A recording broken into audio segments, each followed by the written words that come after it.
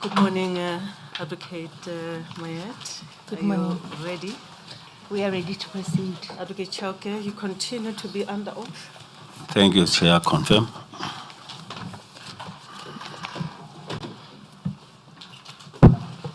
You may proceed, Counsel.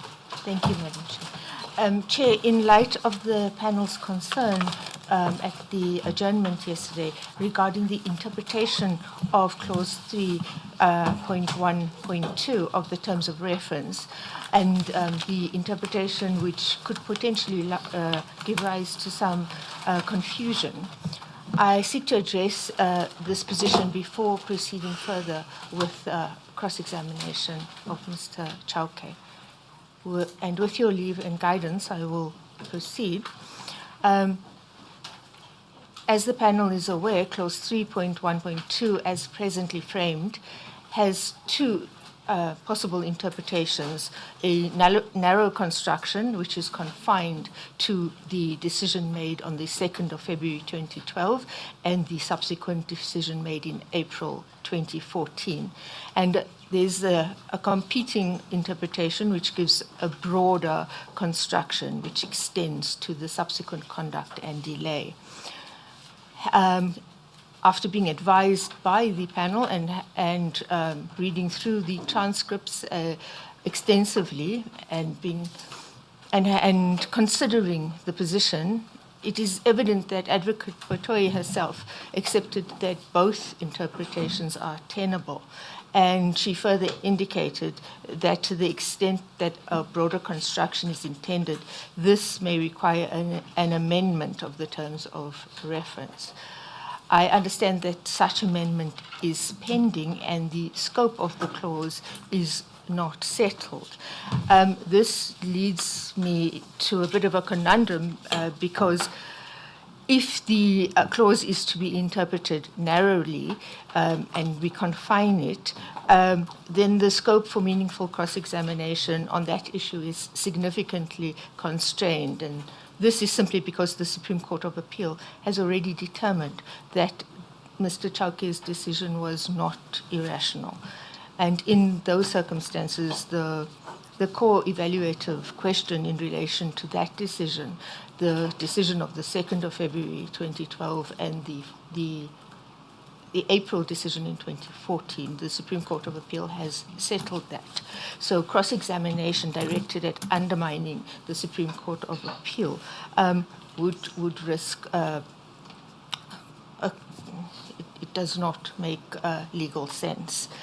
By contrast, if the clause is to be understood or amended to extend the consequences of that to the consequences of that decision, including the alleged delay in proceeding, then there is clear and proper field for additional cross-examination. However, as evidence leader, my duty is to ensure that the evidence is fairly and properly tested within the bounds of the issues before the panel. And as of yesterday, I was of the view that both the limited as well as the extended wide interpretation is necessary to be canvassed. However, in the absence of clarity, there is a real risk that continued cross-examination may either exceed the scope of the terms of reference or proceed on an interpretation of the terms of reference that is ultimately not adopted. And that would be unfair to the witness and unhelpful to the panel. In these circumstances, I respectfully submit that it would be preferable for the scope of the terms of reference 3.1.2 to be clarified or necessarily amended before cross-examination proceeds further on that aspect. In those circumstances, and reserving the right to recall and cross-examination, those would be my submissions on that aspect. Thank you, Counsel. You are aware that the terms of reference constitute a charge or charges against Advocate Chauke. Correct? Yes, Madam Chair. He is called to answer the terms of reference as they are. And nothing can be implied on these terms without a proper amendment. I think this is a very basic principle in criminal law.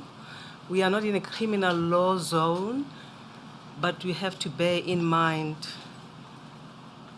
the prejudice that may emerge from a broader interpretation. If you are inclined to do that, as was suggested by Advocate Batoyi, an amendment was sought in a substantive application. We made a ruling and recommended to the President that there is no merit in the application, but of course, the power to amend the terms of reference reside with the President. If he decides to amend the terms of reference, then the terms will be amended, then you can then proceed on the basis of the amended terms. Without the amendment, we have to proceed on the basis of the terms of reference as they stand. This is our view, and we suggest that you reserve your right to further cross-examine Advocate Chaoke in the event the President decides to amend the terms of reference.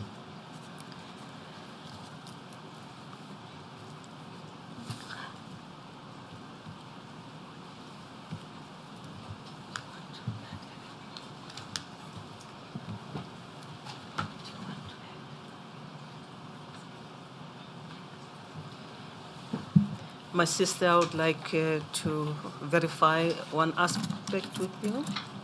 Yes, thank you, Chair.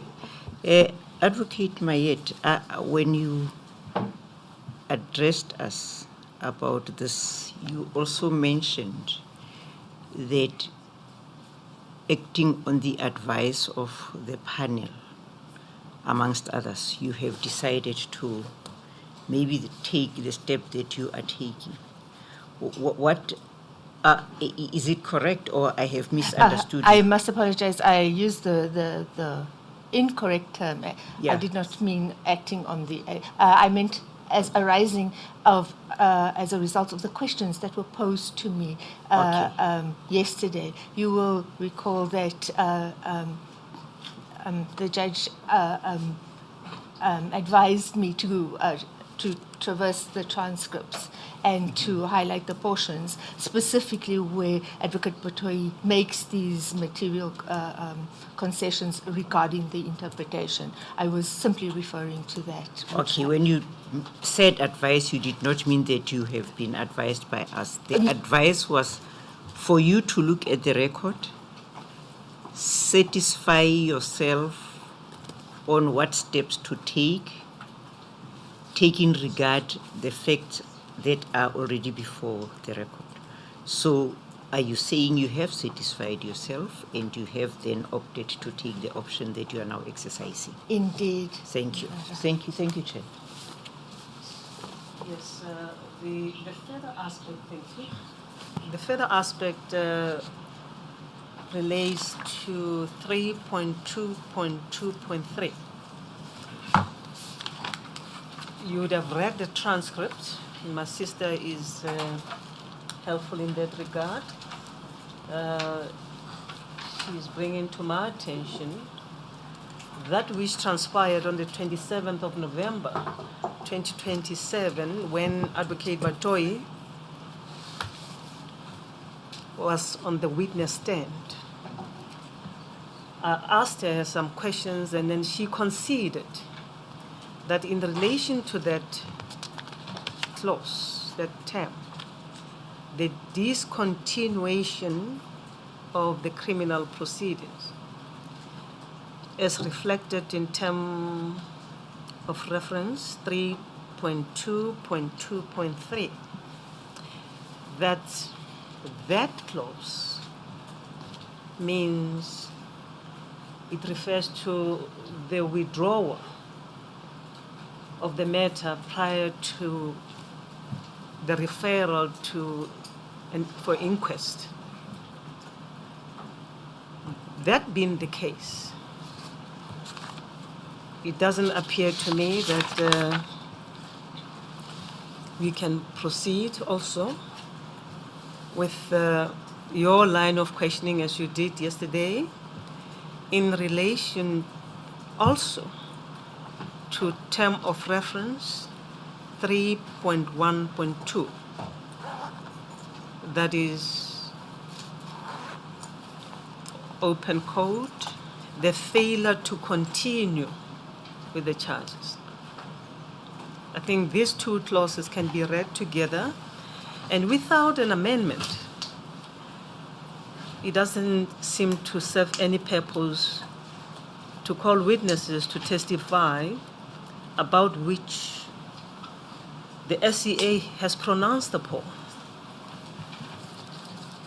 Some of these matters are matters for argument. We can deal with them later when you file submissions.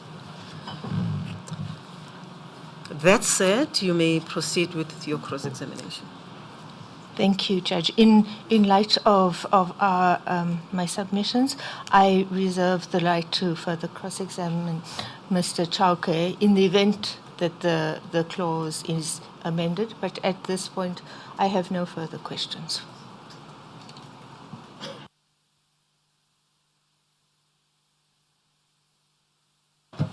Yes, thank you, Counsel. Advocate Goitobi, re-examination. Madam Chair, I'm not sure what the plan of the evidence leaders is, because Mr. Mhlamunyane had stood down yesterday to work out whether he wants to put any further points on the questions that arose at the end of his cross-examination yesterday. But I don't see that he is in the room at the moment. But if there's nothing further, I'm happy to re-examine.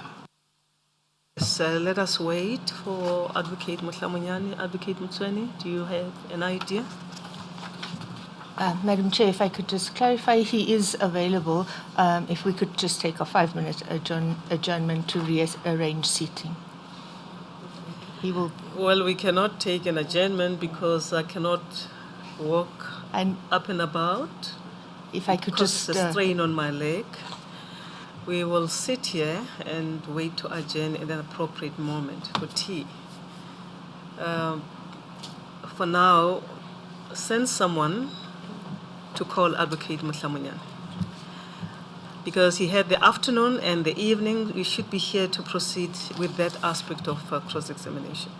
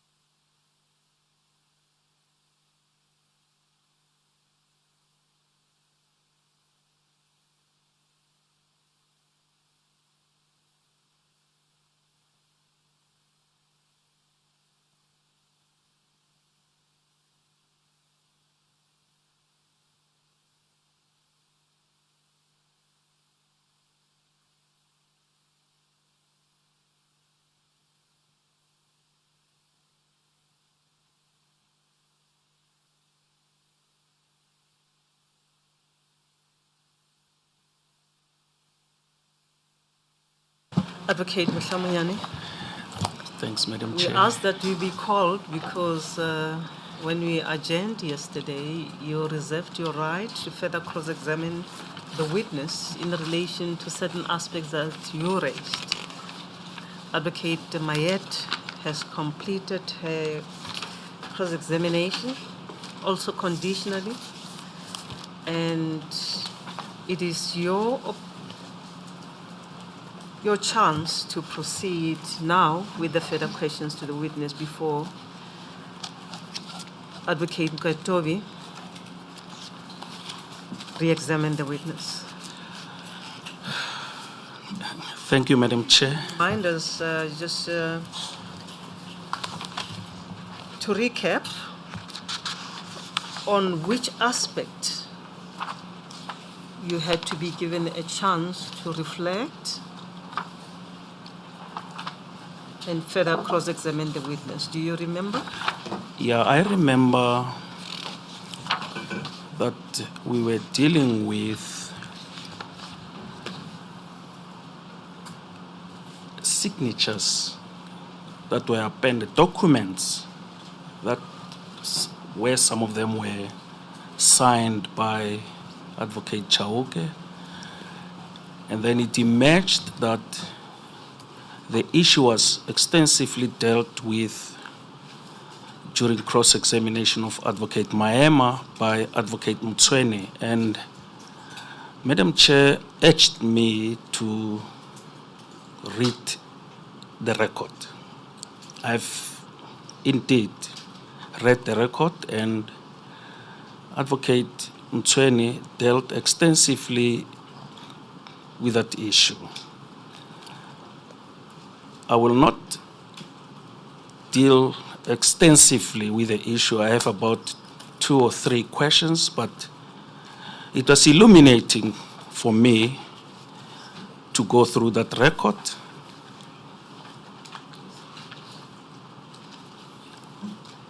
There is one aspect that I picked up, but in the course of my cross-examination, I will refer to it.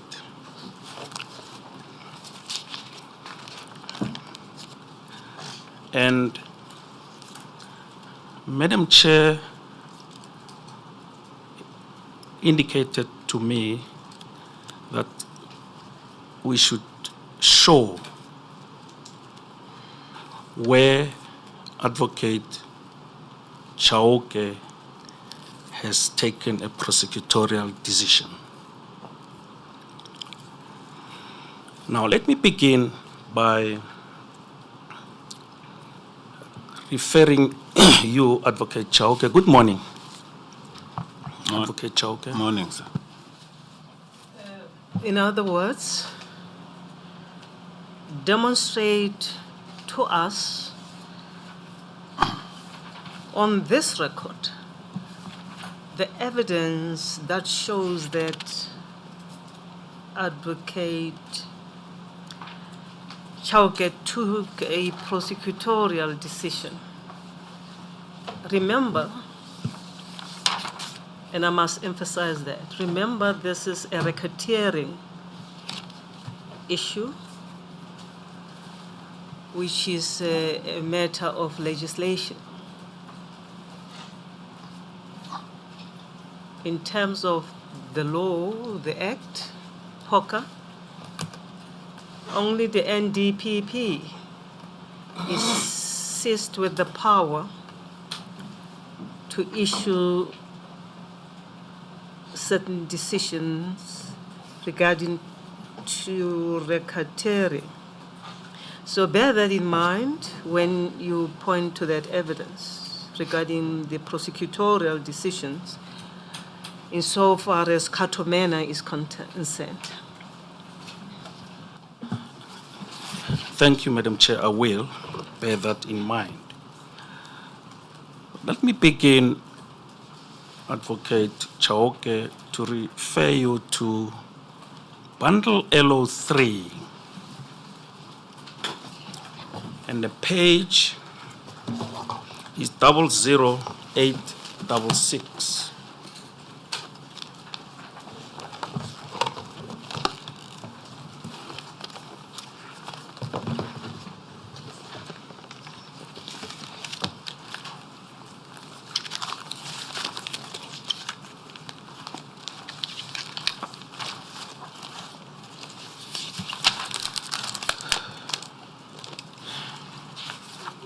might be helpful if you call it what it is.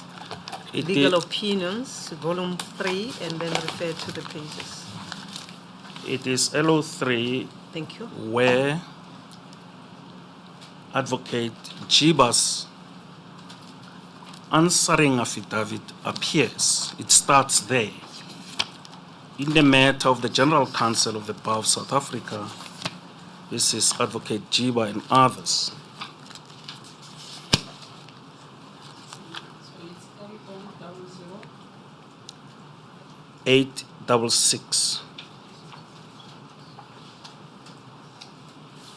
This was a matter in which the GCP was applying for the striking off of Advocate Jiba's name from the roll of advocates.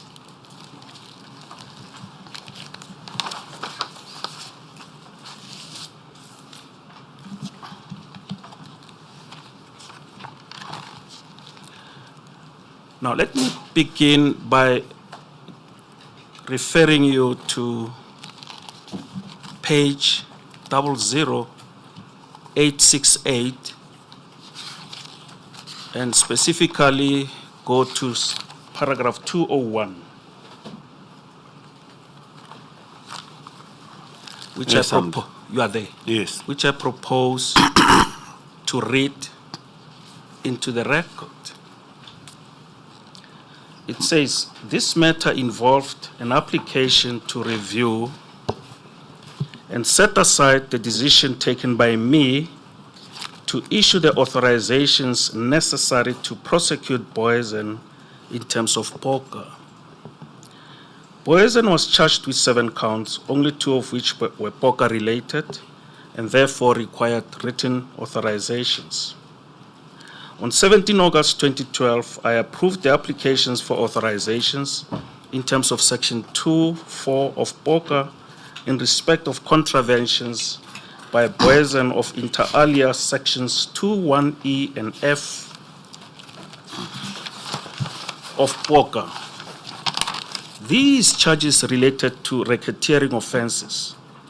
Boysen was, however, also charged with other offenses, including 2 counts of murder, 1 count of unlawful possession of a firearm, 1 count of the unlawful possession of ammunition, and defeating or obstructing the course of justice, unquote.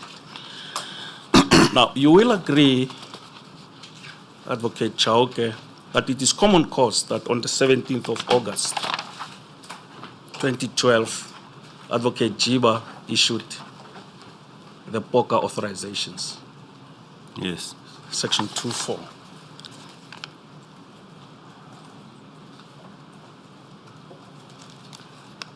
Now go to paragraph 210, which you'll find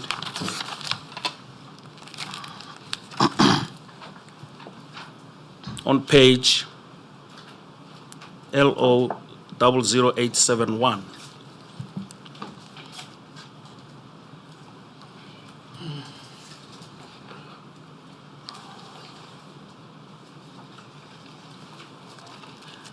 This paragraph is already on record. It was read into the record during the testimony of Advocate Batohi, but I propose that for purposes of completeness, to read it again into the record so that we can put it into its proper context. It says, following the consultation, the prosecution team agreed that Advocate Chaoke, as the DPP in charge of this matter, would be the liaison person between Advocate Waters SC team and the prosecution team, and would provide the Waters SC team with all the facts and evidence in the dockets necessary from the prosecution team to prepare an answering affidavit to be deposed to by myself on behalf of the NPA. I refer the court to the confirmatory affidavit of Advocate Chaoke filed herewith. Now, an issue arose as to which matter was being referred to. You will agree that this matter that is being referred to in paragraph 210 is the Boysen matter, the review Boysen matter. Not so? Yes. Now, paragraph 211 says that the holders team then prepared the answering affidavit, which was finalized by Advocate Chaoke and which I signed. You agree you finalized it? Yes. You can only finalize an affidavit if you are intimate with the facts. Yes. Not so, Advocate Chaoke? Yes. And Advocate Jiba says you were in charge of the matter. Yes.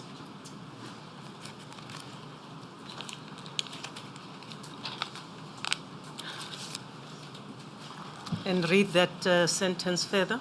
Don't just focus on the words. Read it in the context in which it is. Paragraph 211. Yeah, 210. 210. Because you say, Advocate Chauke, according to Advocate Jiba, was in charge of the matter. And the answer is yes. And I'm saying to you, do not focus only to those words. In paragraph 10, I think you have to read it in its context. Read further.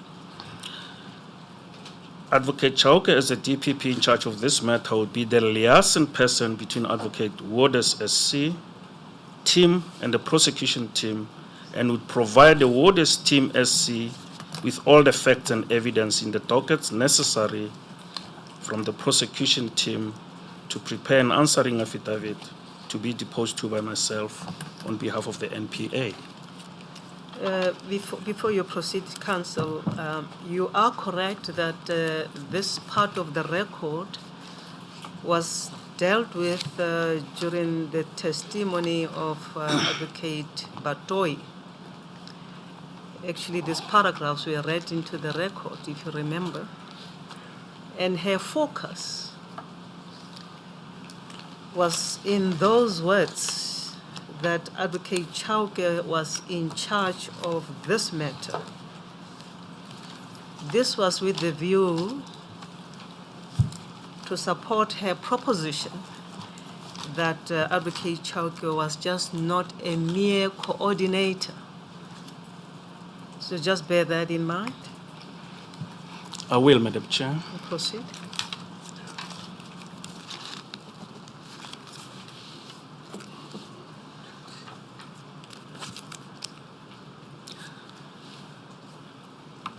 Go to LO2, Advocate Chaoke. Bundle LO2.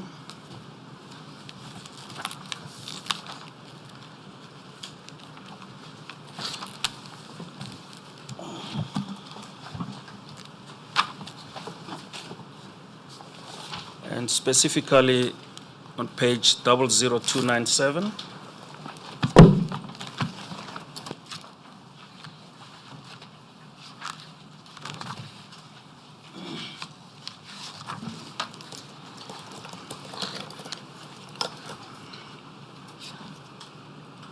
This is an application for a POCA certificate.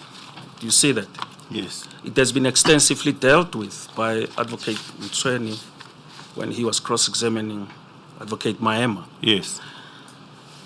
It's in your name, Yes. but it's unsigned, and it's dated 10 July Yes. 2012. Yes.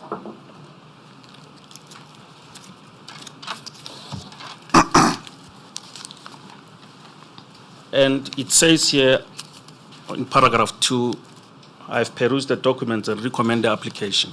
Yes.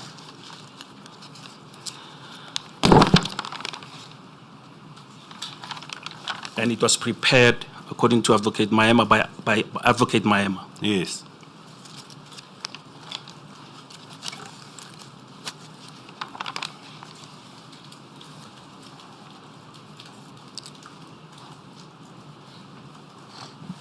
Go to LO3.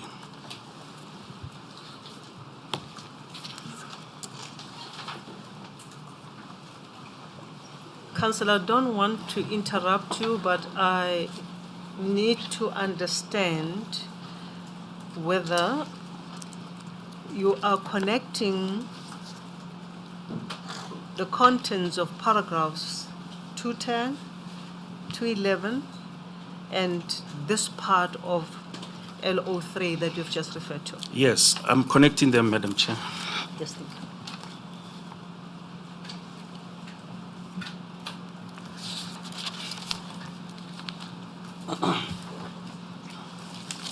And in LO3 00297, you referred the witness to paragraph 2 Yes, paragraph 2, Madam Chair, only. only.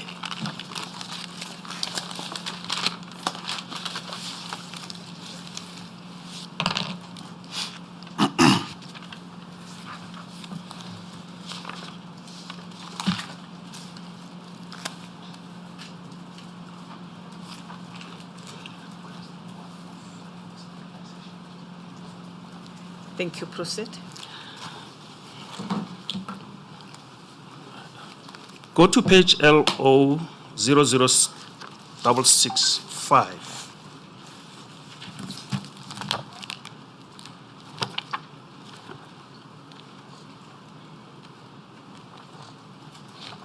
Where you will, are you there?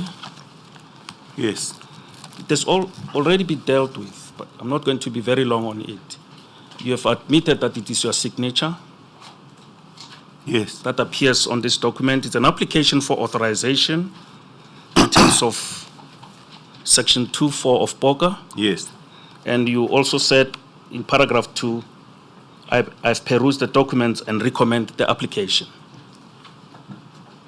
Where do Sorry, you get Counsel, that? which, beg your pardon? which volume is that? LO3, Madam Chair. LO3. And the page is LO 0065, 00665.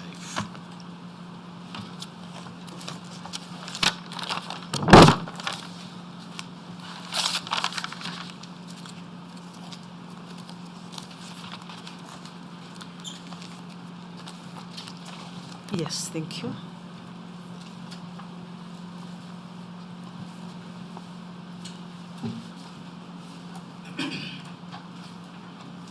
You have appended your signature on this document. Yes. It's common cause. Just place on record what this document is.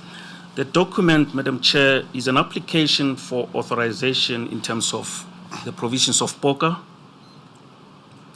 addressed to Advocate Jiba, the then acting NDPP, and it's dated 15 August 2012. And it's signed by Advocate Chaoke.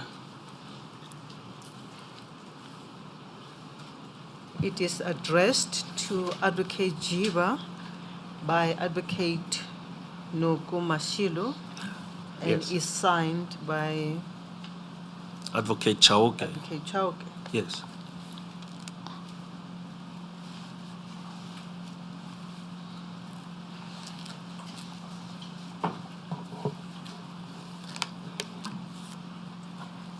Thank you. Proceed. You agree that an application in terms of these provisions of POCA is a prosecutorial decision. Yes. By signing on this document, you are taking a prosecutorial decision. No. I was signing on behalf of NOC. That's what we are missing to understand. It's there. And this letter is from Advocate Noko to Jiba, not from me. I don't know where you get that.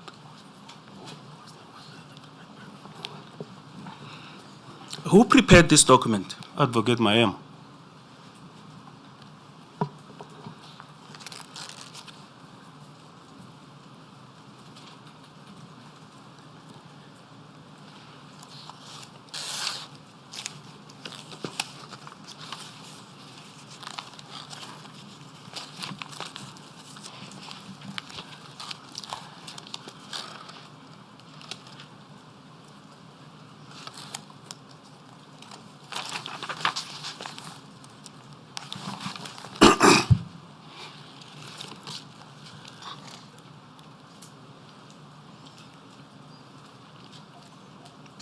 Right.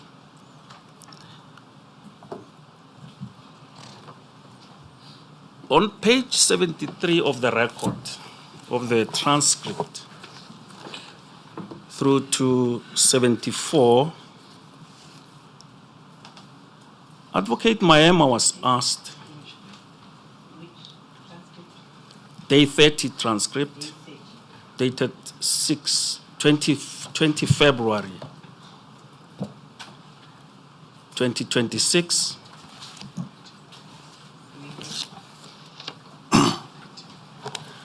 I've asked that they make copies for me, but I don't have it right here.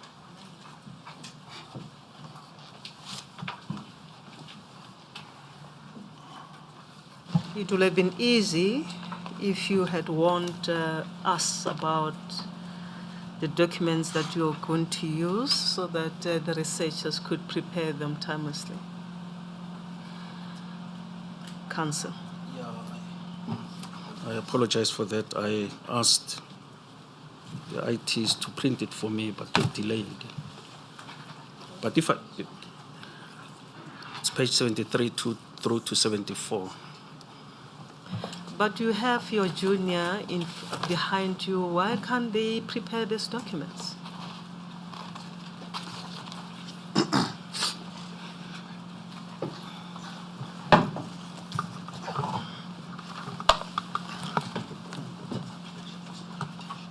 The IT team makes documents available online, and advocates, attorneys, and especially juniors must make sure that you have these documents. And at the very least, even if you are not given the documents, our researchers must be told what is it that you plan to use so that we can get those documents timelessly. That would be helpful, Counsel, if you were to go that route.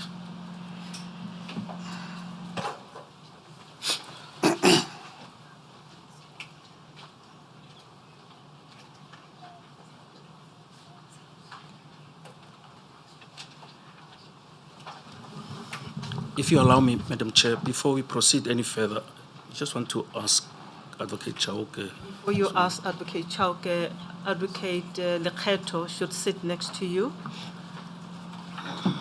She's NPA, she should assist you.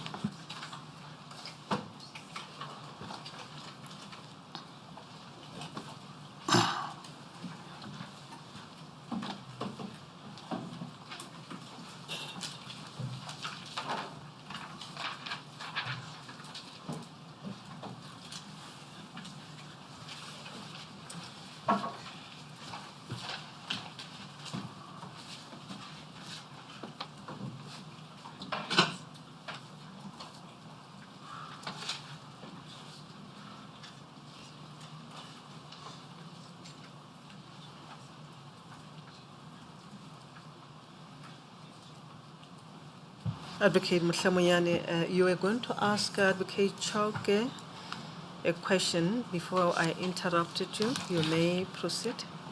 Yeah, Advocate Chaoke, whilst you are still on this document, the application, the POCA application, did you ask permission from Advocate Nogo before you could sign it as a DPP, as the acting DPP in KZN? No.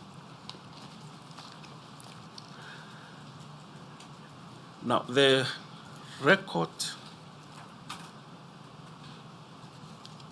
on page 73, the transcript is dated 20 February 2026, Madam Chair, where Advocate Mtsweni was asking Advocate Maema was cross-examining Advocate Maema, and he was referred to a centralization application. I'll come to it, Advocate Chauke. The record here, if I may, on page 73,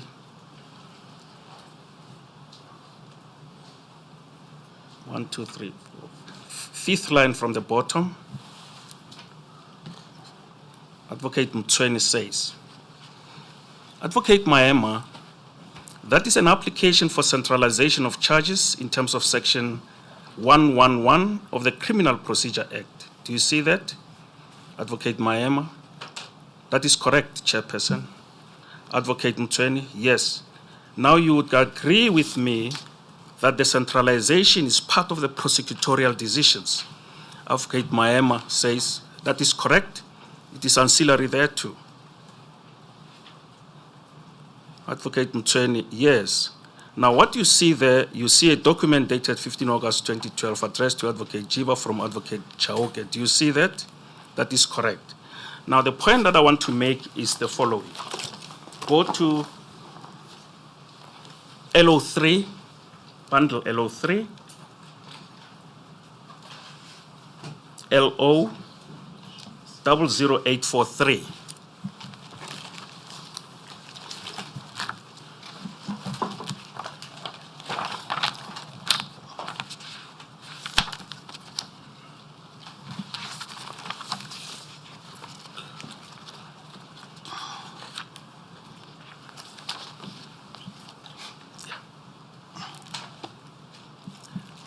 Are you there, Advocate Chauke? Yes. Madam Chair, are you? Give me a second. Thank you.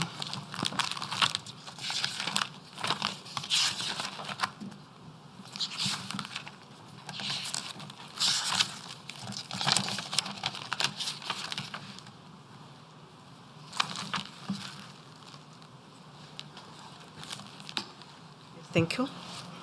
Thank you, Madam Chair. The document is addressed to Advocate Jiva, the ANDPP then.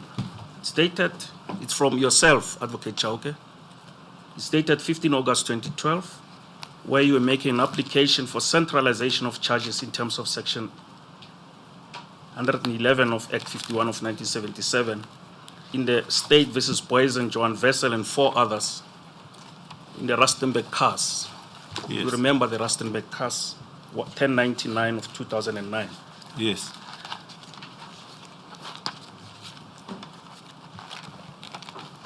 Now, go to page LO 00846, where your signature appears. Yes.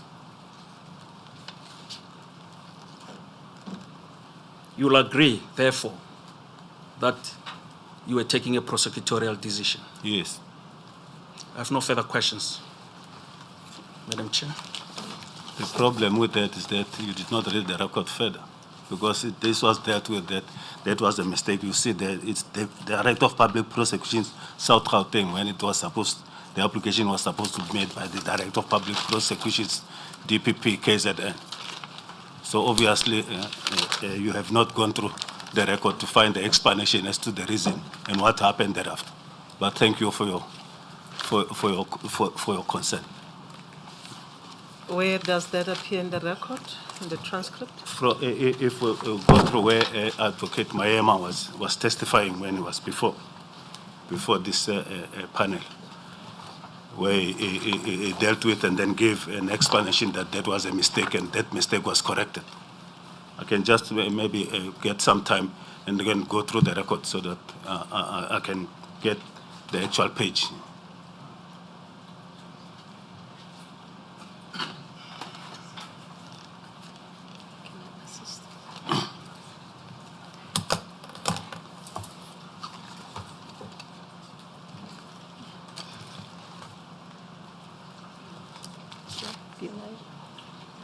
Yes, of course.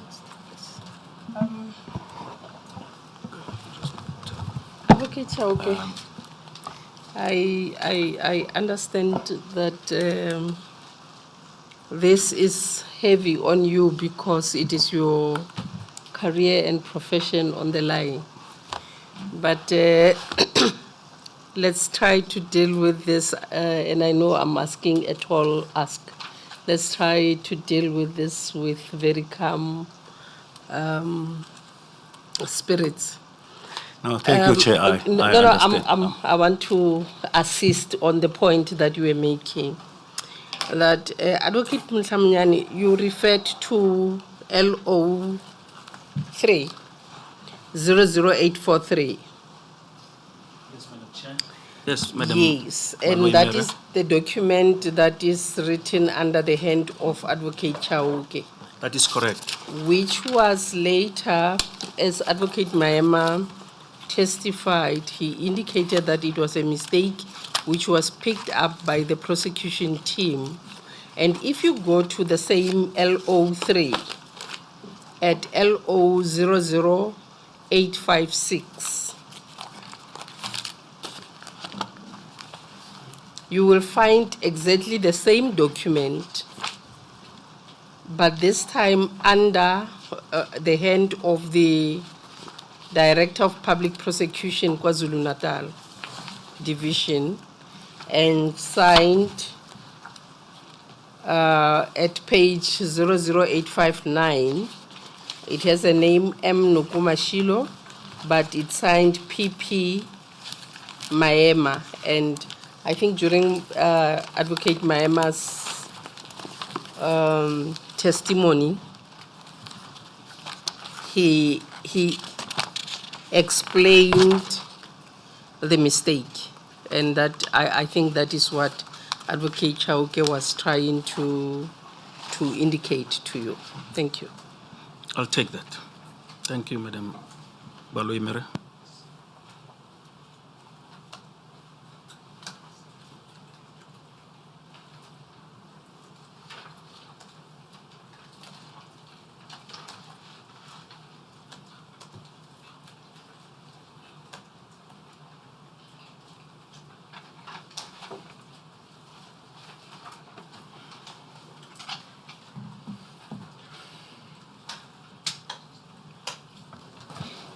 Yeah, that memo, that covering letter that Advocate Mhlamunyane has asked you about, you say that you signed without having obtained consent or permission from Advocate Noko. I discussed that with Advocate Maema, and he said he arranged with Advocate Noko that I should PP sign that application. Okay. So I did not tell Noko to say, no, look, here is Maema, this is what I should do. That's what I'm referring to. Yes, so you arranged, or you took Advocate Maema's word that he had discussed with Advocate Noku, and you could then go ahead and sign the document. Indeed, Chair. Thank you, Chair.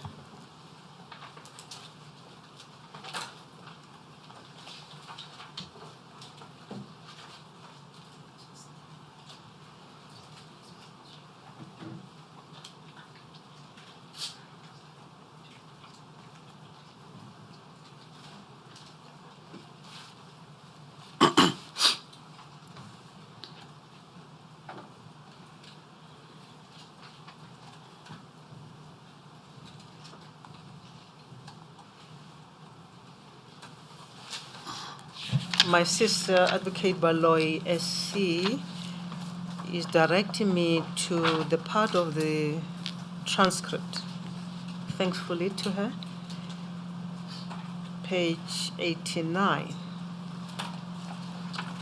That deals with that application by Advocate Noko, referred to at LO 00856. You see that, Advocate Mhlamunyane?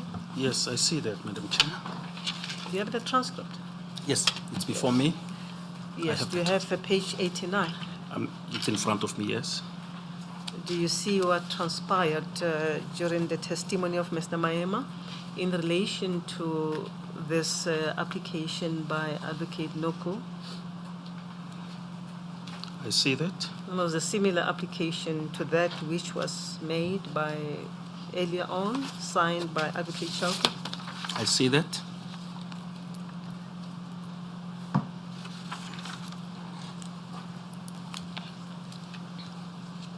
And Advocate Mtsweni there, the bottom of that page.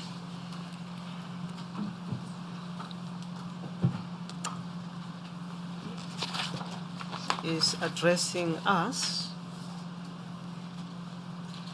and he refers to LO 856. The application is now made in the name of Advocate Noko.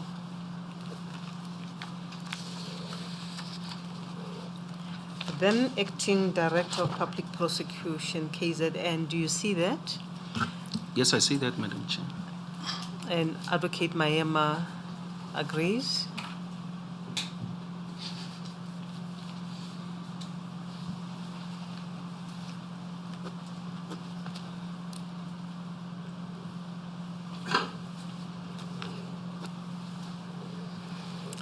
And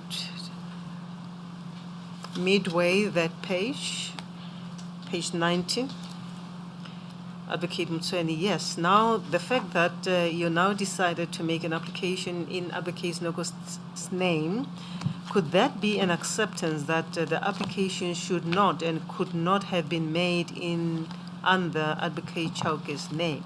Well, I agree with you. What we realized that even irrespective of us being based in the DPP South Gauteng, the application has to be made from the office of Advocate Noko. You see that? Yes, Madam Chair.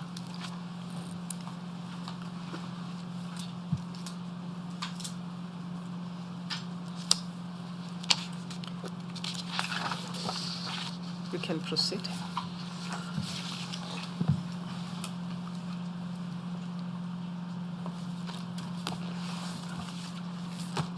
I said I have no further questions to put to the witness. You do not Yes. have further questions? No further questions, Madam Chair. I'm done. Yes, thank you.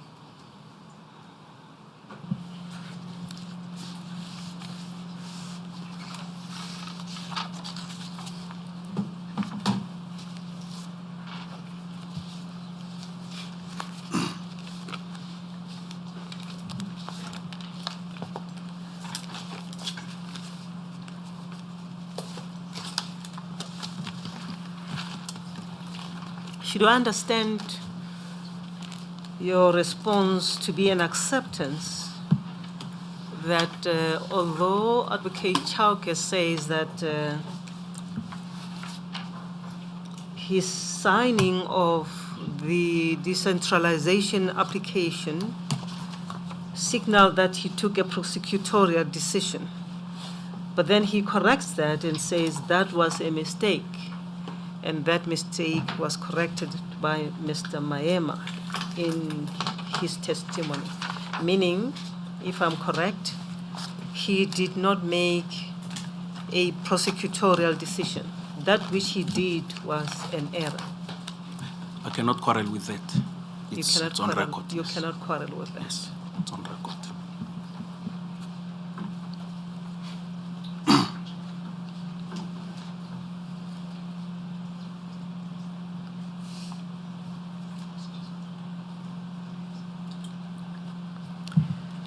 This exercise sought to demonstrate that there is evidence that Advocate Chauke took a prosecutorial decision. Now, with this answer,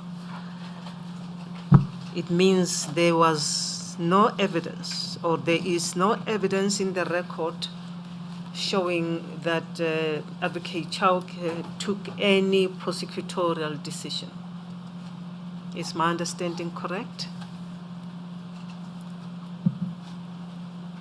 Yes, it is correct. Is correct. Yes. Yes, thank you. Madam Chair, let me just ascertain from my sisters whether they have any questions. Yeah, just one clarification.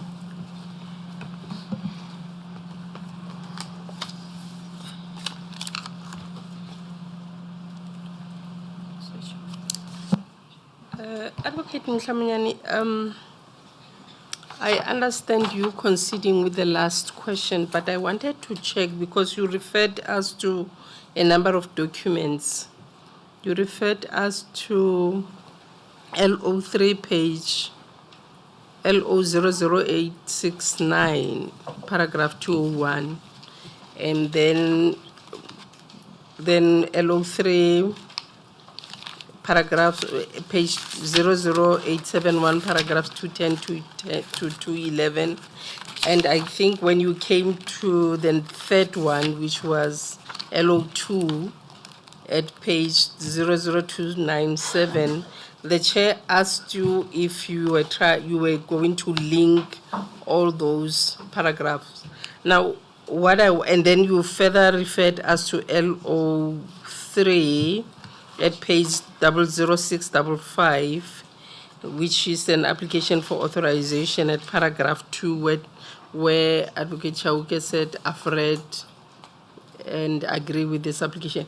Are you saying, should I understand that you were going to link all these paragraphs together with LO3 at 843, the centralization application, to show that Advocate Chaoke took a prosecutorial decision, and therefore, once this last one fell away, they all fell away, or you still maintain that this other 4 instances that you referred us to shows that he took a prosecutorial decision? Yes, I persist that on these other ones, especially on the 15 August 2012, he took a prosecutorial decision by appending his signature here.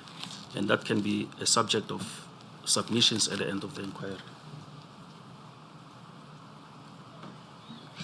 Remind me, the 15th of August 2012, that would be LO3 665, the application for authorization. Yes. Okay.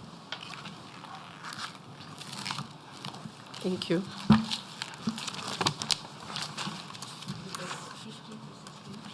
15 August, Madam Ramakaha, and 2012, the page is LO00665.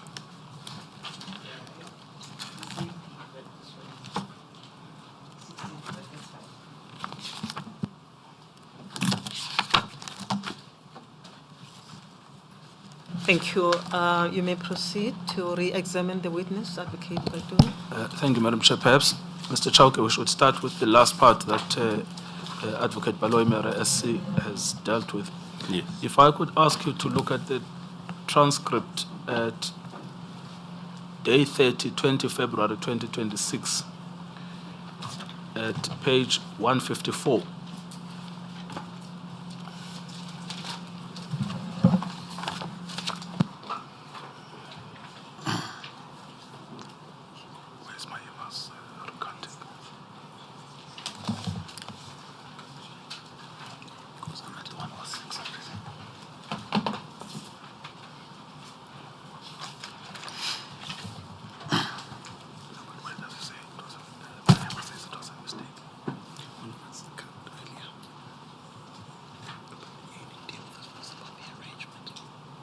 Yes, Chair, I'm there. Yes. So if you go to this page, doesn't look like it has lines. No, it doesn't have lines. But it is the portion where Advocate Mtsweni reads the email of the 15th of August 2012. Can you see that towards the bottom of the page? Yes, I see that, Chair. It says, if you read the email in the middle there, where I think it is from Advocate Silo Mayema, dated 15 August 2012, where the second paragraph on this email, the last sentence says, I've done the prosecution memo on the KZN letterhead, although our DPP will sign as arranged with acting DPP KZN. Now, can you just comment on that, where Advocate Mayema on email already said he did the prosecution memo and it would be signed by the DPP, our DPP, as arranged with the acting DPP, KZN? Yes, that's what I was referring to exactly, that there was an arrangement with the Advocate Noko that I will sign on her behalf when that application is being submitted to National Office.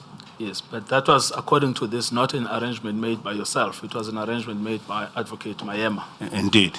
So is that what you meant when you said, actually, this was clarified in the evidence of Mr. Mayema? Indeed, Chair.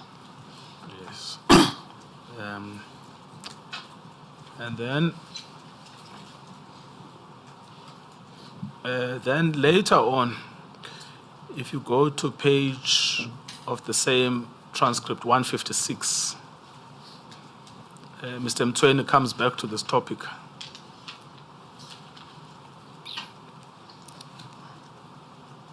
Are you at 156? I'm at 156. Yes, towards the middle of the page where it says Advocate Mtweni, starts with yes, Advocate Mayema. Yes. Yes, can you see that? Yes.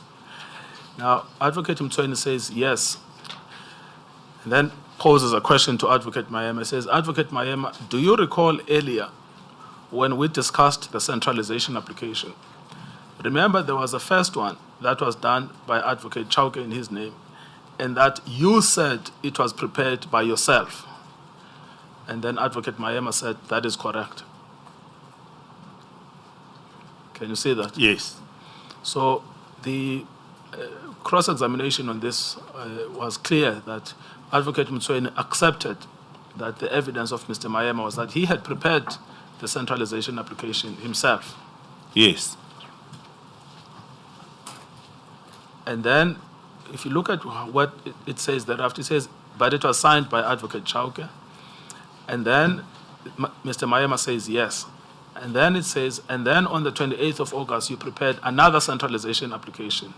Advocate Mayema says yes, and then he says, and this time signed by you. And then he says, signed PP. And then he says, and that this signature was in terms of the arrangement between yourself and Advocate Noko. Then Mr. Mayema says, where I would sign on her behalf, I would PP, yes. And then Advocate Mtweni says, yes, and that arrangement would have been struck between yourself and her directly.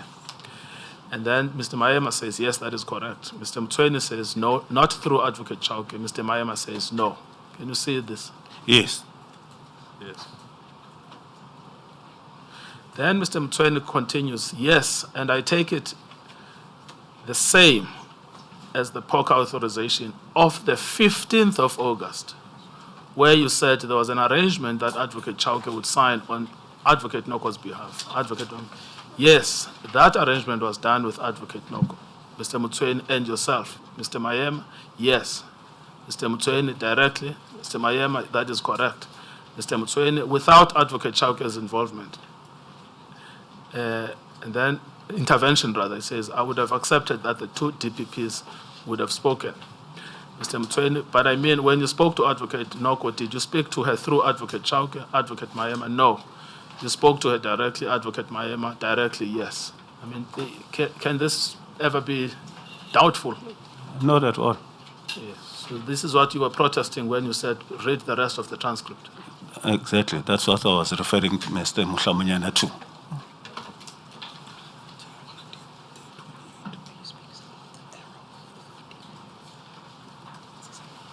Yes. Okay. The same point, I read to you the cross-examination bit, but it appears that this point was dealt with also in the evidence in chief of Mr. Mayema. On day 28, page 191 of the transcript, 18 February 2026. Page 191, Madam.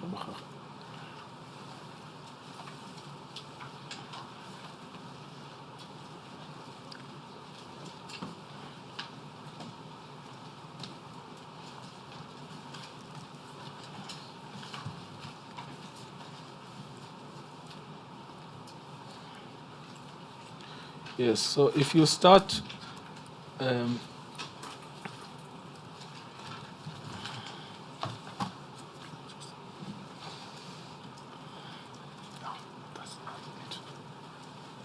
at the where the page starts, which is the question from myself. I say, it seems this email in particular discloses at the time that you yourself have drafted the letter and made a decision to do it in the name of Advocate Noko. So that's why I say to him, the email shows that he made the decision to do it in the name of Advocate Noko. That is Advocate Mayema. Yes. Correct. And then Advocate Mayema then responds, he says, that is correct. Yes. Yes. And then I say, and that Advocate Chauke would sign as arranged. And Advocate Mayema says, yes. Yes. Advocate Nkabinde, I Yes. tried to keep up, but I'm lost. Oh, sorry, Left Madam me Palomena. behind. It's 191. 191. Yes. Sorry, I think I'm now also getting lost. Okay. 191. So it's day 28 on the 18th of February, 2026. You've got the wrong files. Oh, apologies.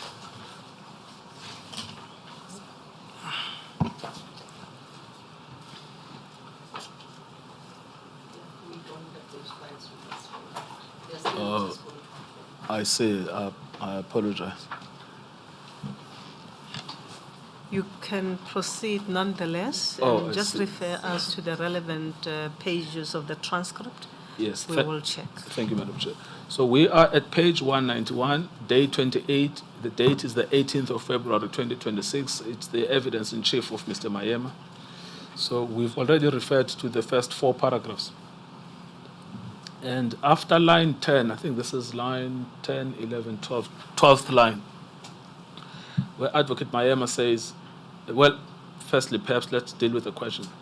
So I say to him, so does this explain then that this document that a big issue has been made out of, which is the fact that Advocate Chauke has PP'd it with the arrow, that is its source? Then Mr. Mayema says, Chairperson, he had PP'd it because we anticipated we were going to court the next week.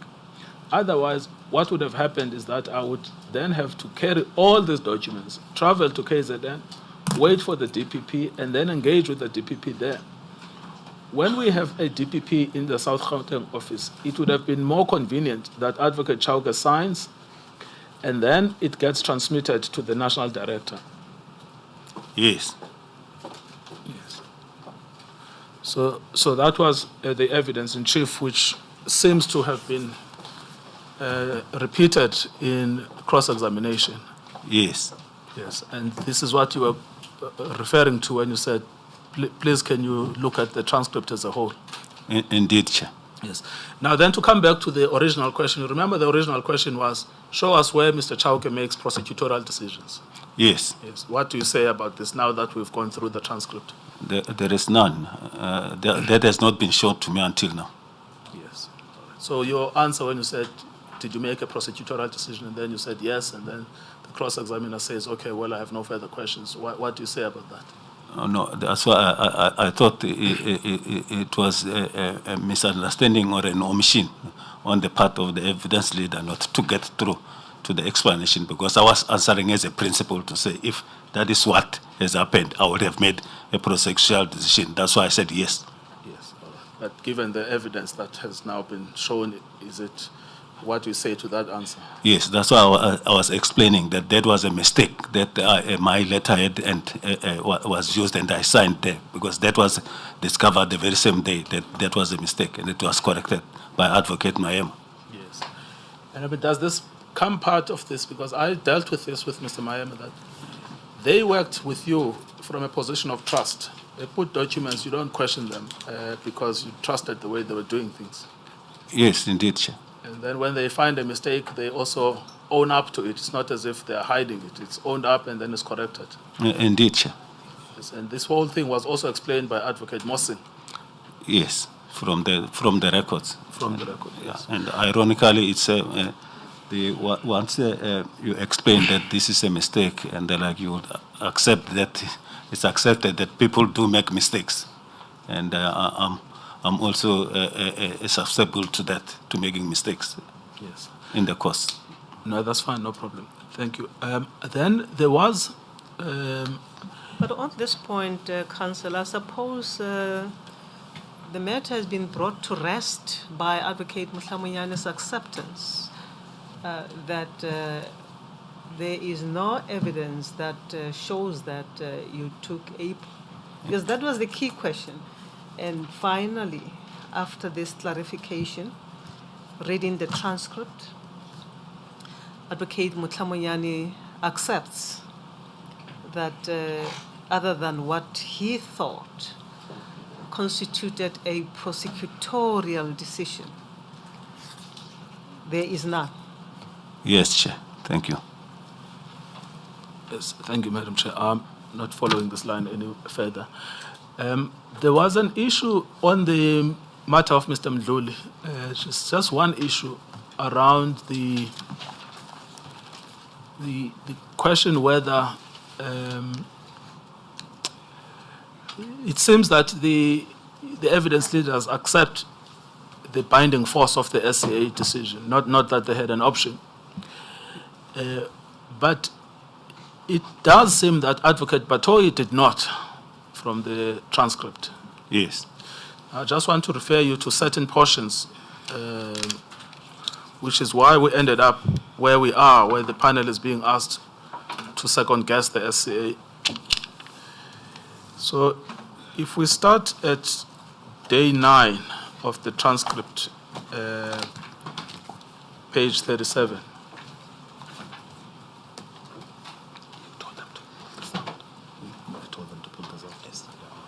Apparently the instruction, well, the request was made that for this to be pulled out.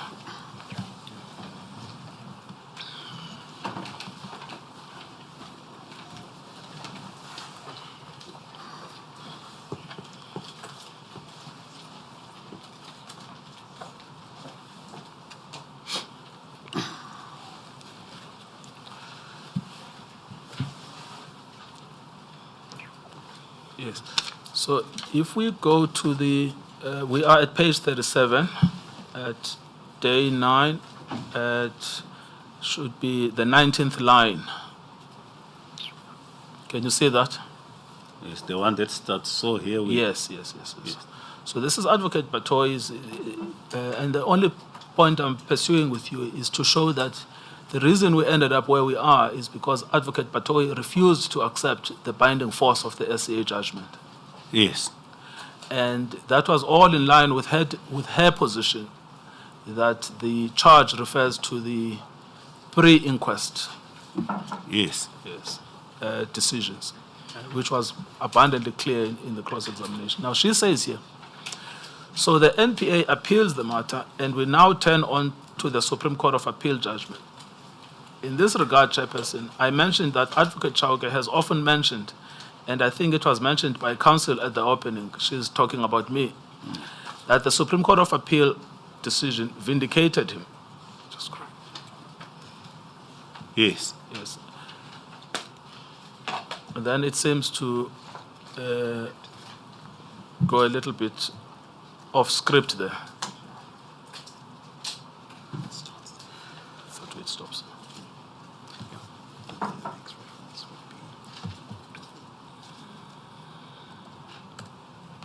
Where did you start reading, Council? At, That is page 37? I think it is in the 19th line, Where? where it says, so the NPA appeals the matter. Well, perhaps, Madam Chair, what would be helpful is to read. Shouldn't you start maybe a little bit up Yes, I think so. to give it proper context? Yes, I think so, Madam Chair. So if you look at the full sentence of, the full paragraph of Advocate Batoyi, so the question is from Advocate Mhlamunyane, who says, you may proceed to deal with what Advocate Chauke ought to have done after the receipt of this judgment of Mefuje. Then she says, so here we have a really strong judgment that supports the prosecutors who recommended a prosecution. The reinstatement of the matter is ordered. However, in these circumstances, Advocate Chauke does not do that. Instead, he decides to appeal the Murphy decision. The question is why, given everything that had preceded in the inquest and in the Murphy review application and the decision. Now, you explained that the appeal decision was the NDPP's decision, not you. Yes. Yes. Then in that condition, she then says, so the NPA appeals the matter, and we now turn to the Supreme Court of Appeal judgment. In this regard, Chairperson, I mentioned that Advocate Chauke has often mentioned, and I think it was mentioned by counsel at the opening, that the Supreme Court of Appeal decision vindicated you. Now, in this inquiry, this current inquiry, you've heard for yourself that the evidence leaders accept that the SCA judgment exonerated you. That's their term, not vindicated, but exonerated you. Yes. Yes. Now, there's another portion where she is clearer that she doesn't accept that the SCA decision exonerated you. So that appears at page 105. What day is it? The same day. Also on the 19th line.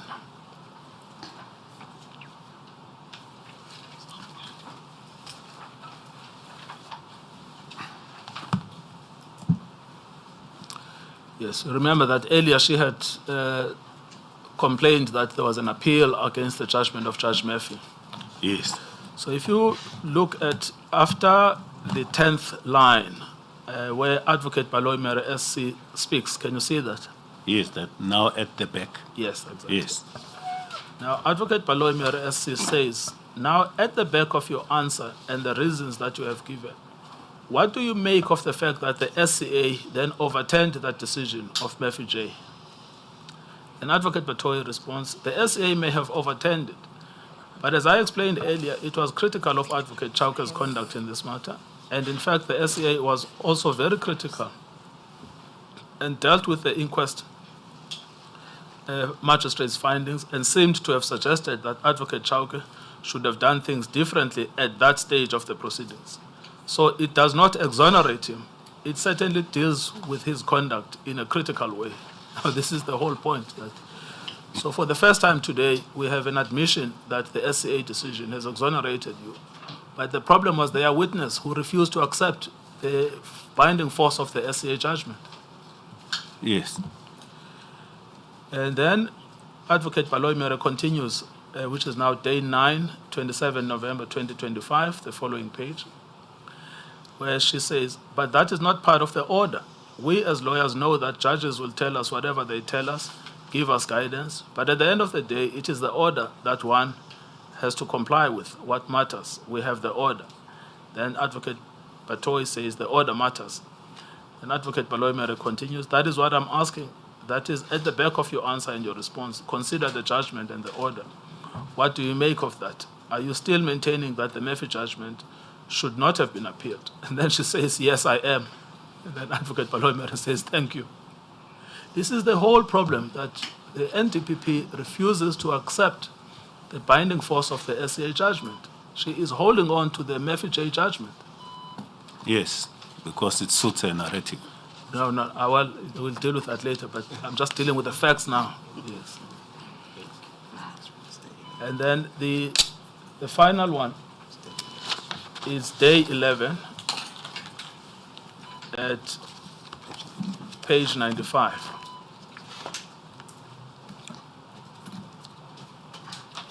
Day 11 is the date is the 3rd of December 2025.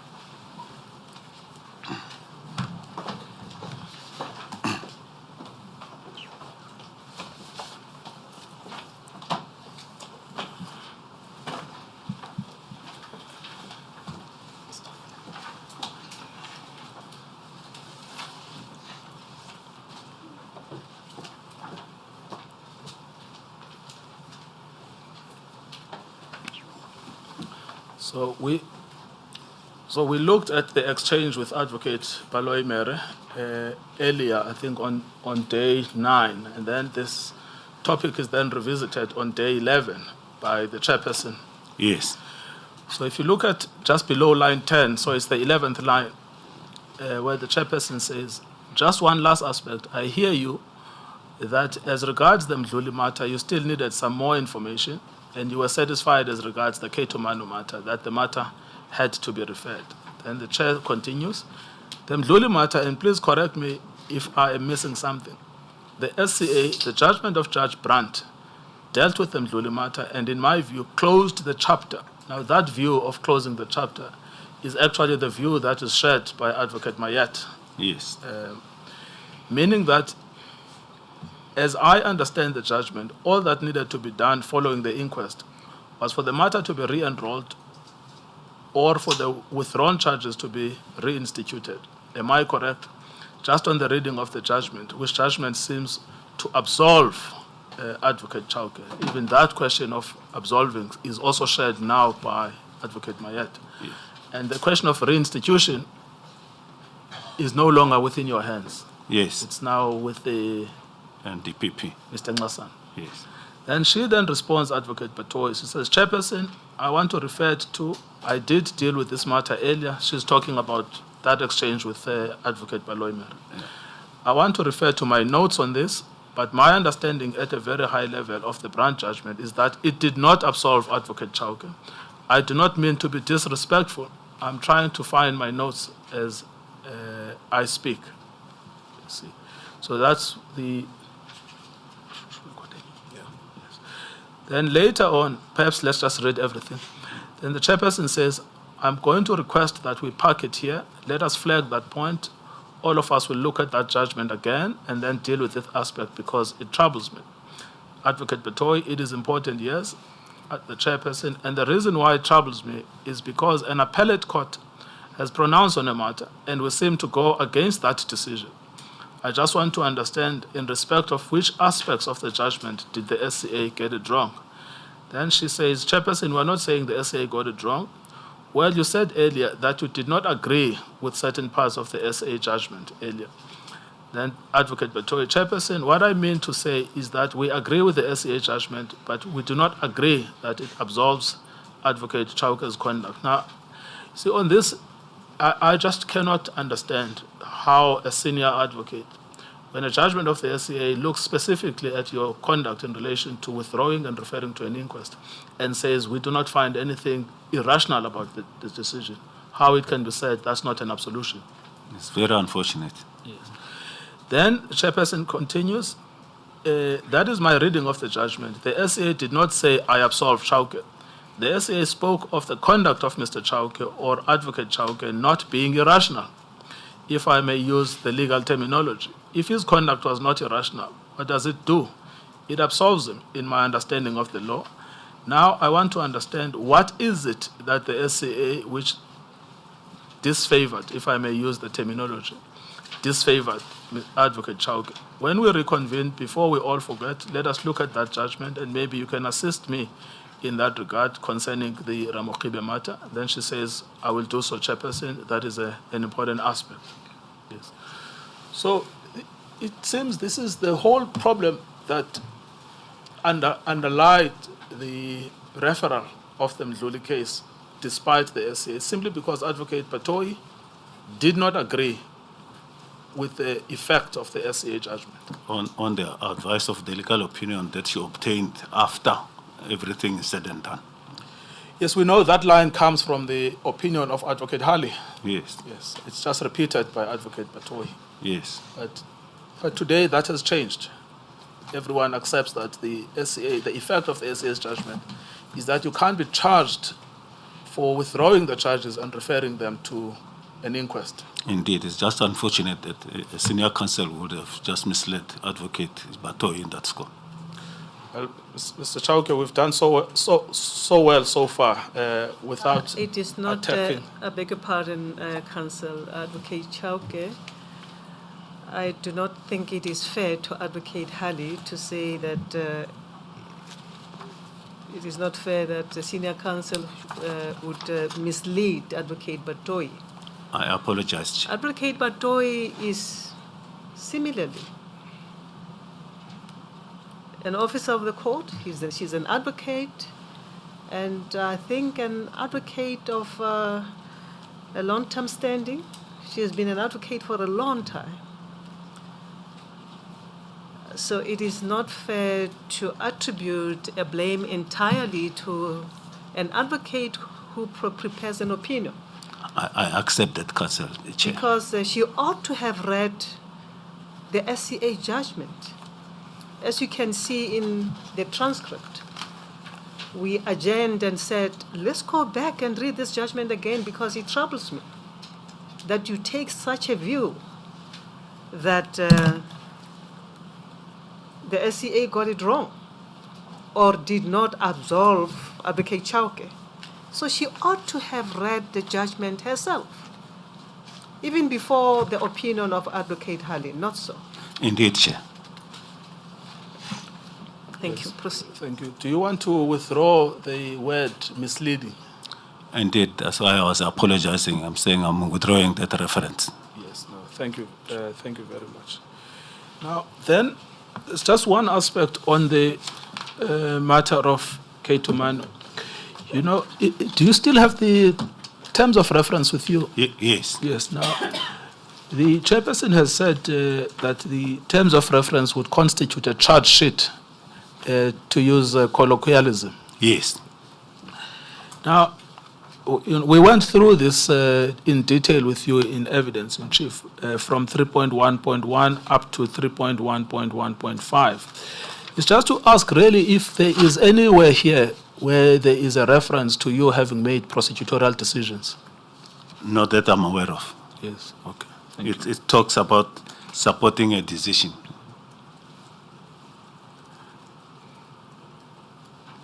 Yes, I understand that, but that's about these memorandums we've gone The through. racketeering. Yes. The racketeering, yes. Yes, but those are all the memorandums we've been going through. Yes. Yes, but I'm asking specifically whether there is anywhere where you are being taken to task for making a prosecutorial decision. Not at all. Yes, and it would have been open for them if they wanted to charge you with making prosecutorial decision to do that. I think so. It's obvious for me in that regard. And that's why they've been asking for an amendment to the charges.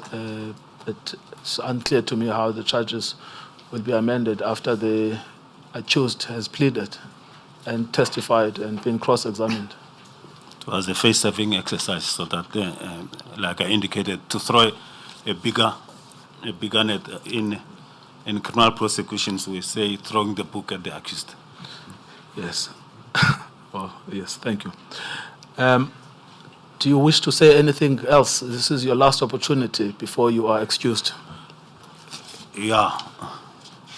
You do? Okay. Okay, I made a mistake then. No, I don't want to hear anything. Yes. Madam Chair, thank you. I have no further questions. Yeah. No, don't answer my question, please. Thank you, Chair. Are you done? Yes.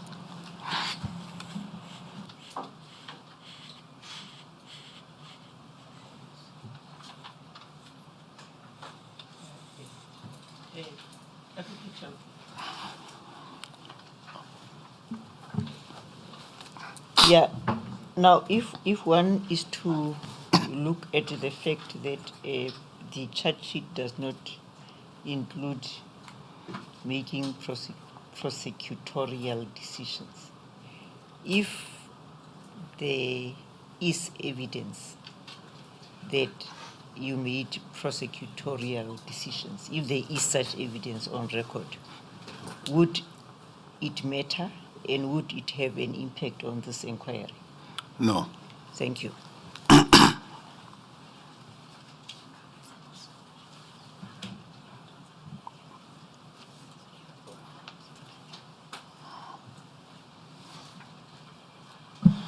I suppose there is nothing that arose in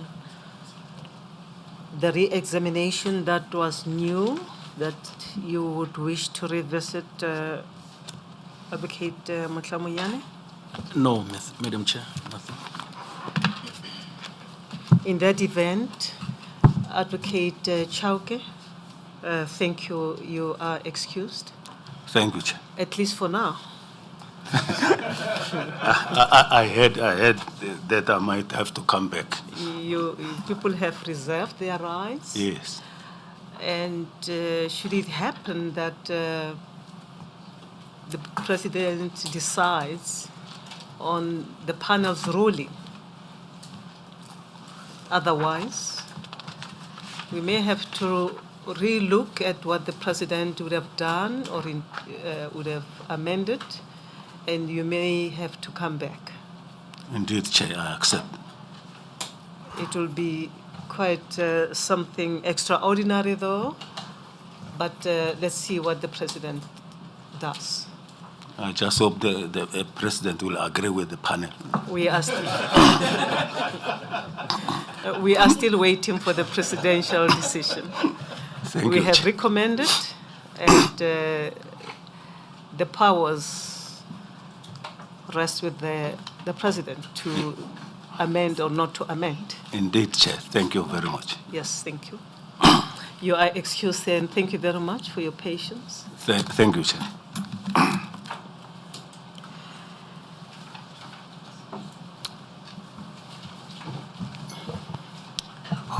On housekeeping matters, before we adjourn for tea, Advocate Goitobi.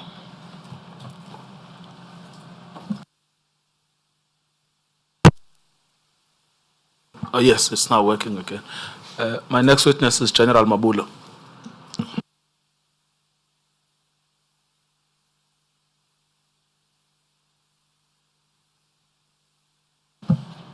Is General Mabula here, and is he ready to take the witness stand?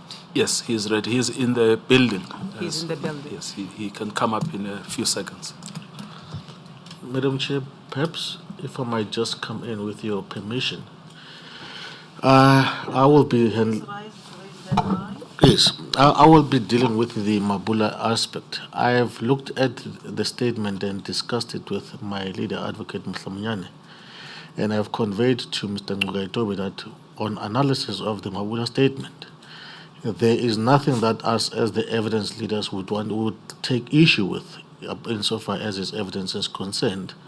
And I indicated to Mr. Ngogaitobi that it might be prudent that we just accept his statement, that his statement goes in without any need for oral evidence. Mr. Ngogaitobi believes that Mr. Mabula deserves audience, but would ask for the panel's guidance that insofar as the evidence leaders are concerned, we've got no qualm or any issue with General Mabula's evidence, and that his statement, insofar as we would submit to the panel, that it can go in and be accepted as evidence without the need. Counsel, I think that will obviate cross-examination, but it is important that the witness be placed here. We may want to ask him questions. Remember, there is already evidence on record by the previous witnesses referring not once, not twice, to what Mr. Mabula did, or General Mabula did, in relation to the Katomena matters. So it is important that we allow that he comes, takes the oath, and if a need arises, we may ask him questions as a panel. Thank you, Madam Chair. Yes, thank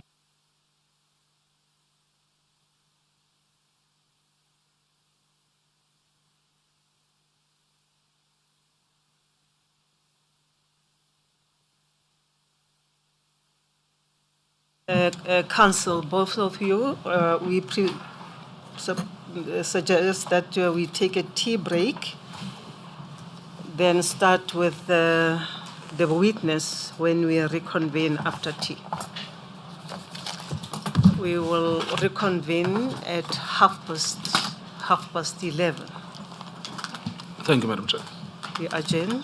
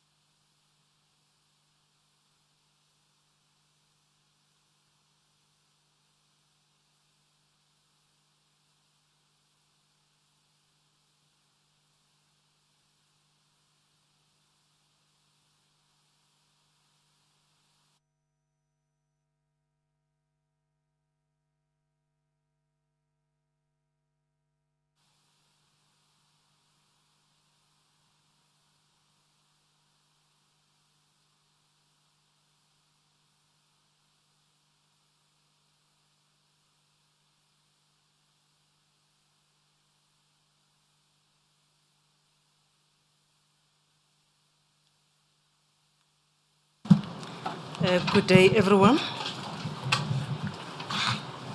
Good day, General Mabula.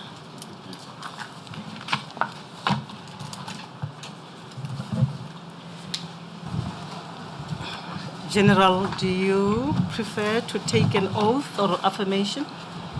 I prefer an oath, Chair. Thank you, sir.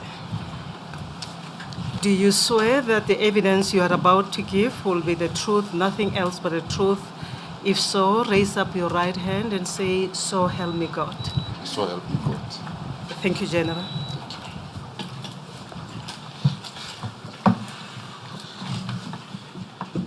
You may proceed, Counsel.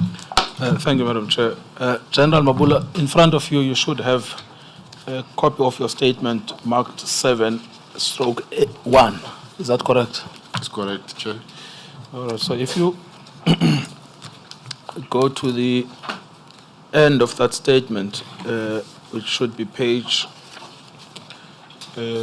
717, I have it, Chair. where your signature appears. I've got it, Chair. Is that your signature? That's my signature, Chair. Yes, so if you then go to the beginning of the statement, 7.1, paragraph 2 says that the facts contained in the statement are within my personal knowledge. Is that correct? It's correct, Chair.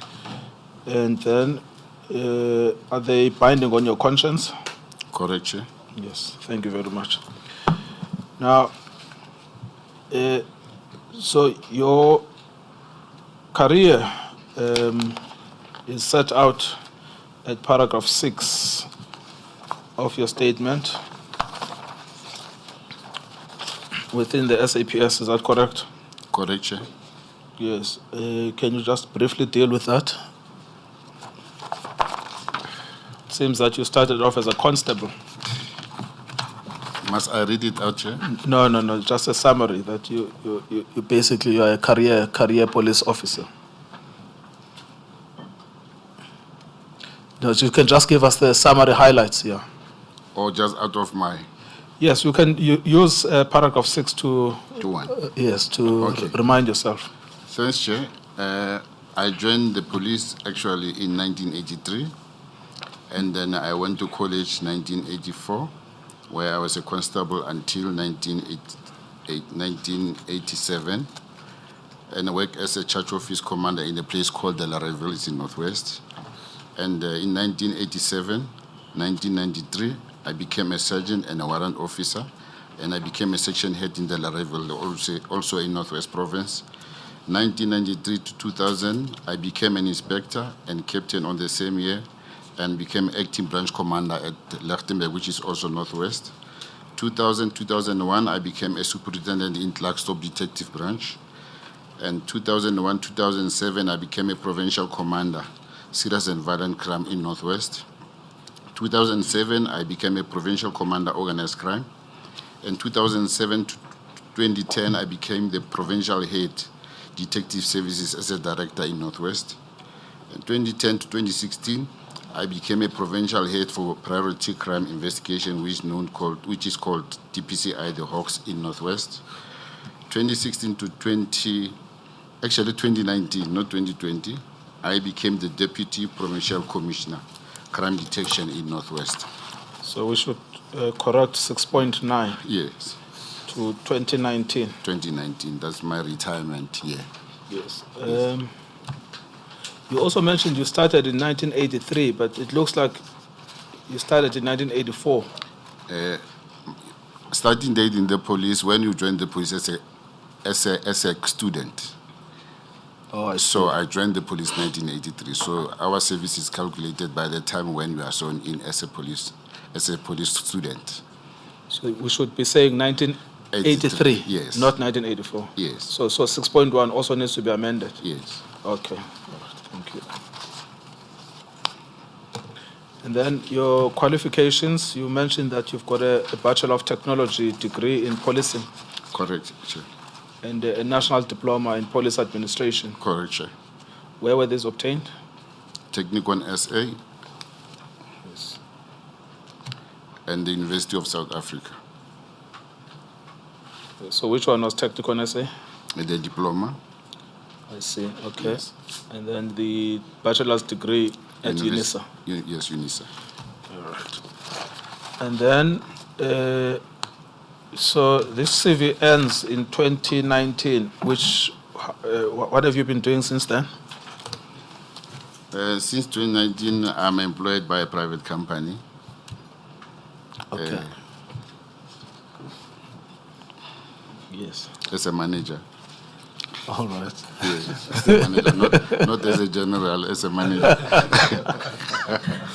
Mr. General, I see you looking at me. Obviously, you come from my turf, and we are the Northwesterners. Yes. So I see you look at me, you smile. I'm just making this disclosure. I smile know because I you. feel protected, Che. I think I must disclose that I know you. I'm sure you remember me. Yes. Yes, indeed. You may proceed. Thank you, Madam Chair. Sorry, so it ends in 2019. You left the police in 2019 This is correct, Che. in order to work for a private company. No, it was actually my retirement age. I still feel Southern Police Service is still my home. I see, so it was a retirement, not It was a a resignation. retirement, yes. And then since then you've worked for the same private company. No, a private, since then I work for the same private company, yes. Okay, and you in the security industry or in a different industry? In the security industry. All right, I Yes. see. Is there a reason why you won't disclose its name? I feel safe not to disclose. Okay, that's Yes. fine. All right, but there's no reason. No, there Yes. might not be, but I feel very much. All right, no, that's fine. Yes. All right. And then you've also undergone extensive training as per paragraph 7. Can you just deal with that? I undergot extensive special training, including homicide investigation, forensic disciplines, organized crime, intelligence handling. Yes. All right. And then I think you were at DPCI between 2010 and 2016, is that correct? Correct, Chair. And that's the relevant period here in this case. It's correct, Chair. You were the provincial head of Northwest DPCI. Correct, Chair. So that's Northwest Hawks. Yes, Chair. Yes. And then you were at the rank of Major General. Correct, Chair. Yes. Thank you very much. Which rank you still hold? Yes, Chair. Yes. And you became a Major General when? 2010. When you became the head of the Hawks. Correct, Chair. Yes, all right, thank you. Now, we can then move a little bit far what we've done so far. You know about this case, is that correct? Well, not this case. You know about one of the allegations in this case, which is the Cato Mano issue. It's correct, Chair. Yes, and how do you know about that?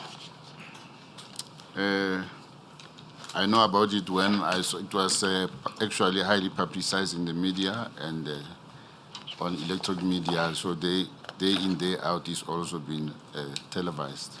Yes. Yes. All right. But you had prior knowledge because you were personally involved.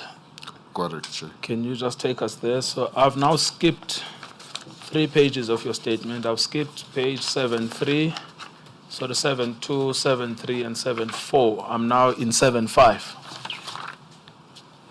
Yes, Chair. where we deal with a factual background. Yes.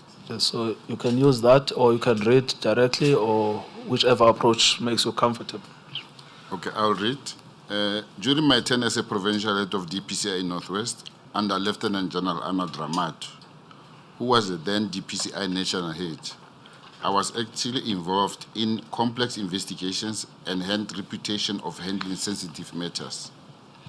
It therefore came to no surprise when Lieutenant General Dramat appointed me on 14 December 2011 to lead a team of investigators to conduct a fact-finding inquiry into allegations against members of Chaoke organized crime unit in KwaZulu-Natal. At that time, there was a significant public concern, including civil society and human rights organizations, regarding allegations that members of the unit were involved in unlawful killings linked to taxi violence and retaliatory operations. These concerns were amplified by media reporting, including Sunday Times expose published on or about 11 December 2011, which alleged that the unit operated as a hit squad. The article is attached as Annexa NJM1. Yes, so that will be at page 7A2 of your, 7A1 of your statement. Yes. Can I carry on? Yes, you may carry on. In response to these allegations, and on 14 December 2011, Lieutenant General Dramat formally appointed me to assemble and lead a team to conduct preliminary investigations aimed at assessing the veracity of allegations as reported. We were further mandated to engage with the Independent Police Investigation Directorate, which is IPIT, and offer assistance in respect of cases referred to in the expose. My appointment letter is attached marked Annexure NJM2. Yes, now if you can go to 7A4. I got it. And then paragraph 2, that's firstly, what is that document? The document in 7A4. 7A4. Yes. It's a mandate, actually, that allowed me to conduct investigations. So it's a letter written by Major By General Dramat, yes. To yourself? To myself, yes. Doing what? Mandating you? Mandating me to conduct a fact-finding mission around KZN or KwaZulu-Natal regarding the allegations that were actually appeared on the Sunday Times during the time. And who was who was General Dramat? General Dramat was the national head of Directorate Priority Crime Investigation, which is DPCI, based in Pretoria. Yes, he was the national head of the Hawks. Yes. It looked like what happened really is this: he saw the story in the newspapers himself. If you look at paragraph 1. Correct. And then he decided to instruct you to start an investigation. It's correct, Chair. Yes. And then paragraph 2, what does it say? Major Mabula is hereby appointed to lead the investigation and is directed to establish a team with the relevant competencies to investigate the critical issues that have been identified in the above-mentioned article. Yes, and then you also mentioned IPID. What does paragraph 3 say? The task team will communicate with the ICD, which currently is the IPID, and offer assistance in respect of the mentioned 45 cases. Yes, I mean, this number of cases has generally moved. Sometimes we have 52, Correct. Sometimes 45, sometimes 23.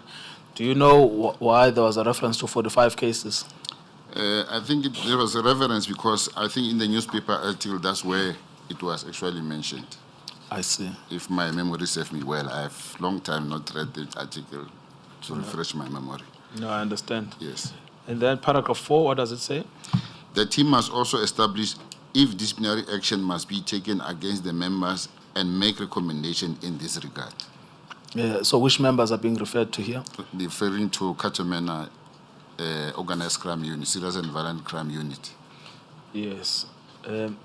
Now, there are 3 organizations that are referenced here. There is the Hawks, there is ICD or IPID, and then there is the quote-unquote police. So where would be the mandate of General Dramat to get involved in investigating the conduct of the police and then taking action against them? Can you rephrase the question again? So I'm saying in this letter, there are 3 organizations involved. Yes. Firstly, there is the Hawks. Yes. Then there is the police, Yes. and then the ICD. Now, General Dramat is coming from the Hawks. Yes. And does he have a mandate to look at the conduct of the police? He has the mandate to look at the conduct of his own members, which were DPCI, because by that time, Okatomena organized crime, they were actually answerable to General Dramat. Thank you. Yes, Yes. that's what I needed to clarify. Yes. And then you are also the subject of instructions from General Dramat because you Correct. were also Hawks Northwest. Correct, Chair. Yes. Now, he could have done it differently. He could have said the Hawks in KwaZulu-Natal must look at this thing. Correct? Correct, Chair. And but he didn't. He got a Hawks from a different province. Correct, Chair. And would you know why? I would have known what I would say. Maybe if I have to say, I would be drawing an opinion, but I wouldn't have known myself. Yes, but I mean, is this not simpler that actually the members of serious and violent crime in KwaZulu-Natal were themselves involved? So there would be a clear conflict of interest. Correct. So there must be a need for a neutral person from somewhere else. Correct, Chair. Yes. So that doesn't seem to be far-fetched. It seems to be straightforward. Okay. Yes, thank you. So that explains then how this matter comes to your desk. It's from your boss because he's read the newspapers. Is that correct? It's correct. Yes. Now, that was in paragraph 24. And then what did you do thereafter? Paragraph 25? Upon completion of this preliminary investigation, I was required to submit a report to Lieutenant General Dramat containing recommendations regarding any misconduct that might warrant a disciplinary action. Yes. And then paragraph 26? At that stage, we did not have access to relevant case dockets, which remained under the control of SAPS KwaZulu-Natal and IPIT. The preliminary investigation accordingly relied primarily on local record center, which is LCRC, material, including crime scene photographs relating to a fatal shooting incident involving members of Ketomena unit. Yes. And then you start your investigation, following page at 7.7. Yes. Correct? And then what happens? In order to access further material, I contacted Mr. Humbalani Kuba, who led IPIT task team investigating this incident. On 6 January 2012, I met with Mr. Kuba at IPIT offices at 23 Dorothy Nyembe Street, Durban, accompanied by DPCI team members. Sorry, General. Mr. Humbulani Kuba, was he a member of the SAPS? Chair, he was actually the member of IPIT. IPIT. He was the one who was actually, on our arrival in KwaZulu-Natal, he was the person who was currently leading the team, task team under the umbrella of IPIT. And he was based in KZN? No, he was based in Limpopo. He was just as myself deployed. He was part of the team that was assigned to help in the investigation. Investigation by IPIT at that time. Thank you. Yes. And you met with him on account of the instruction from General Dramat that Correct, sir. You should work in partnership with IPIT. Correct, sir. Yes. All right. And then on 6th of January 2012, you met with him in the offices of IPIT. Correct, sir. And then you referred to DPCI team members that were with you. Correct, sir. Do you remember who they were? It was Brigadier Mukwena, who is now the general. Brigadier Luwele was a colonel. Colonel Mano, Lieutenant Colonel Gola, and who else? I think Warrant Officer Ramakosi. Yeah, among those were the team members. And how were those selected to be part of this? I selected in terms of their skills. You selected them? Yeah, I had the opportunity to select. Okay. The appointment said yes, I must assemble a team, so I had a choice too. And where did you get them from? Some was from head office, and then some from Northwest and Chaoke. I see. Yes. All right. But you see, even your own choice, you didn't select people from KZN. No, I couldn't. Exactly. So what is the reason? I mean, I couldn't because I would have actually, I wanted to be very neutral. I wanted Yes. people who are very much neutral in terms of the investigation, objective anyway. Yes, thank you. Yes. Now, then you attend this meeting on the 6th, and then in that meeting you deal with that in paragraph 29.1 to paragraph 29.4. What was discussed in that meeting? In that meeting, I did inform Mr. Kuba of my mandate from Lieutenant General Dramat, and I clarified that the investigation was, at that stage, not a criminal investigation. I made it clear to him. I indicated that approximately 7 cases have been identified, and I requested access to the relevant dockets. And then what happened? What did he say? Then Mr. Kuba indicated that they do not have the 45 dockets mentioned in the expose, but considered that they had complaints which they were investigating against the Ketomena unit. Yes. You know, one of the things that this panel has learnt over the months of the evidence has been, I would say, the lethargy from the perspective of ICD and IPID, that things just don't move there. Now, you have the encounter here with IPID. I mean, if they are saying to you... Well, I don't know whether to comment regarding that. No, but at the time you were discussing with Mr. Kuba, you know, I can understand you are getting involved late because you've been instructed by Yes. General Dramat, but Yes. he is telling you we've been sitting with these cases. But the question that arises logically is why? Why have you not finalized them? Because it's 2012. These are cases stretching back from 2008. It's 4 years later. Yes. No, he actually didn't explain the reason why. So even myself, I didn't ask, why are you actually delaying in these matters? Because I have to forge the relationship, by the way. Yes, yes. Yeah, for that time, yes. Yes. Thank you very much. And then you then address a request for forensic expertise. Is that correct? Correct, Chair.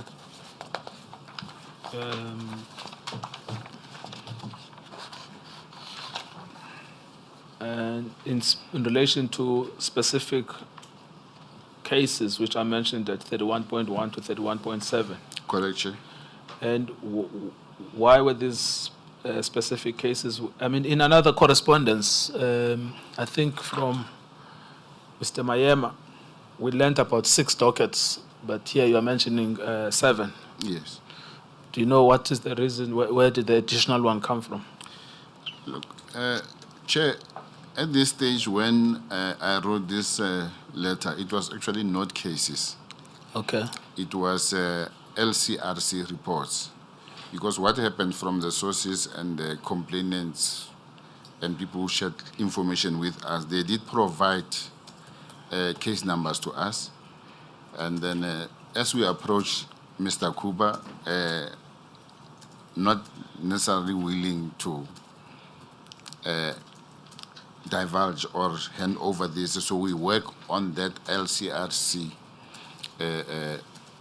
reports. So that's why the cases will be, this will be 7. It's not actually the cases, those were actually LCRC reports. What's the difference between a docket and an LCRC report? A docket will be where you have got a complainant, a witness statement. A docket will be actually carried by the investigating officers. LCRC, this is their own docket. It's where now they take photos, their crime scene photos. So that is the difference. So this, what is actually indicated here, will be actually filed in the case docket. I see. Yes. I see. So this forms part of the case docket, Exactly. but it's not a case docket. Yes. I see. Your letter is at 7A5.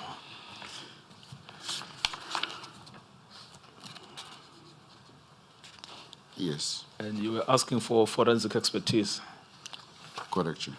And why? Because we want to unravel. Because when you've got the ballistic, he is able to do a more thorough analysis, and then he is also in a position to reconstruct the crime scenes, because whenever we interacted with the local record center in KZN, we understood that not all the crime scenes were actually visited by the ballistic experts. So we knew whenever we summon ballistic experts, we might get more information that can give us direction in terms of investigating those allegations. Yes. As mandated by General Dramat by then. So you wanted more scientific expertise. Exactly.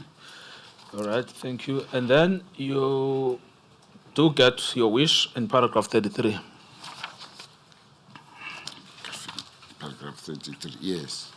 And that is when, I think it's Colonel Mangena, but I think he was at the time captain. He was Captain Mangena, yes. Yes, Sure. he's then assigned. What does that mean? That he now forms part of your team, Correct, Chair. your investigative team? Yes, Chair. Okay, thank you. And then you commence formally on the 17th of January, is that correct? Correct, Chair. Yes. And then as you start, IPIT gives you a list of 52 cases, correct? Correct, Chair. And that you will find at 7A7. Correct, Chair. Yes. We had this from Captain Mangena as well, the same list. Yes, So Chair. I'm not going to spend time on that. Yes. And then you say that these cases now have broadened because you started with 7 LCRC reports. Yes. And then you end up with 52 cases. Yes. Yes.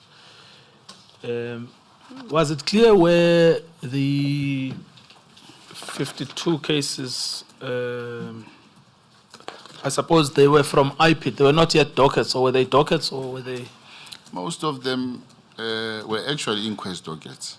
inquest dockets? Yeah. Yes. Yes. Which would mean what? Because we've also had this term inquest docket, and it's never clear to us how does that differ from a police docket. Yeah. You know, inquest docket is where actually, for me, my interpretation would be a case docket where actually you don't have a direct suspect into the matter. It's, for me, it's like a fact finding. You are establishing facts. You are not yet sure as to whether what happened. That's my interpretation. A case docket is where now your view is establishing the facts to get more information around the suspect, where because there it will be clear that the crime has been committed. Yes. Now, how does that work in this case where I think virtually all of the 23 dockets that we have been dealing with in this inquiry, the killers are known. There's no need to do a fact-finding about who the killers are because they've written statements where they admitted that they shot and killed Yes. people they alleged. Also surprised when we read through the statements and through the analysis of Captain Mangena. Yes. And then when also you go through the witness statement, we were actually a little bit taken aback. Yes, so your opinion based on your expertise would be that this should not have become inquests, because you call an inquest a fact-finding because the facts were known. Yes. No, according to me, yes. That's why we actually pushed, most of these cases were actually registered as case dockets. Yes, thank you very much. And then paragraph 37, you're now starting your work, correct? Correct, Chair? Do you want to comment on that, on the strategies you followed? Through January, the task team analyzed the LCRC records and began reconstructing crime scenes across multiple incidents. They also traveled to KwaZulu-Natal to continue with the investigation and liaise with IPIT investigating team that was stationed in Durban at the time. Yes. Thank you. So, but these are multiple trips, Yes, people coming in and in out. and out, correct, Yes. correct, Chair. You were personally involved in virtually all of them. I was, Yes. Chair. Okay. And then you had security concerns, bearing in mind intelligence reports, correct? Correct, Chair. And what were those security concerns that are dealt with in paragraph 38 and 39 and 40 and 41? On the 20th January, I received intelligence indicating that members of Katomena unit were tracking the movements of task team using SAP's automatic vehicle location, which is actually known as AVL systems. This raised a serious concern. I then conveyed the intelligence to the task team and instructed that the documents and records that the team was analyzing for the investigation must be left at the SAP's Special Task Force offices in KwaZulu-Natal. This facility was provided by then Acting National Commissioner Lieutenant General Nhlanhla Mkhwanazi, who is the current Provincial Commissioner of KwaZulu-Natal.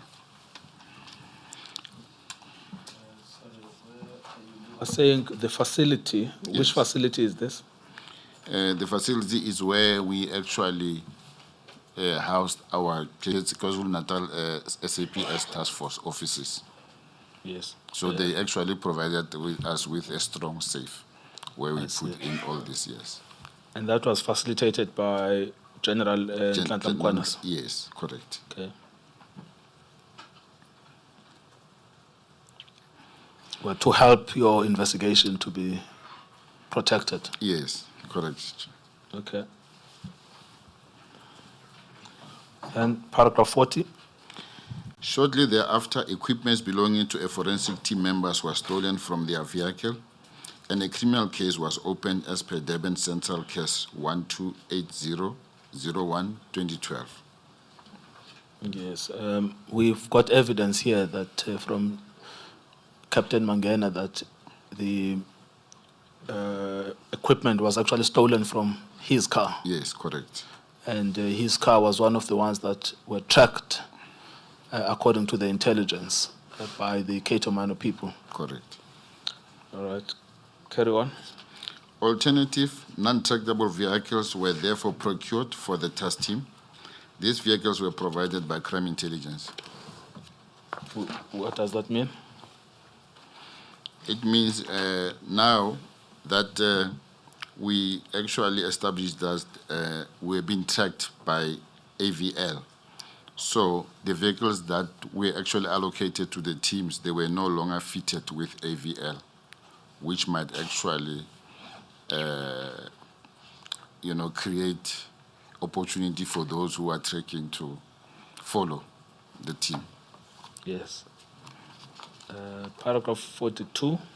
If I may ask, General, why would the Katomena unit members track the movements of your team using this AVL? What was the purpose? Well, I can only imagine, Chair, to say it might have, maybe, if the case might be, to check the witnesses that we might be interacting with.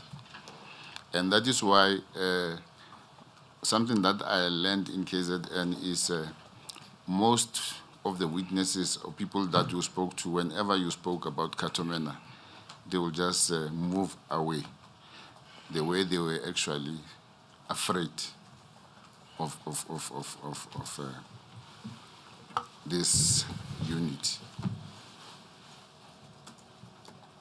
Thank you, Council. Thank you, Madam Chair. Paragraph 42. This incident reinforced my concern that the investigation was being actively undermined. What does that mean? It means that there is possibility of interference into these investigations. The work that we are doing is not really,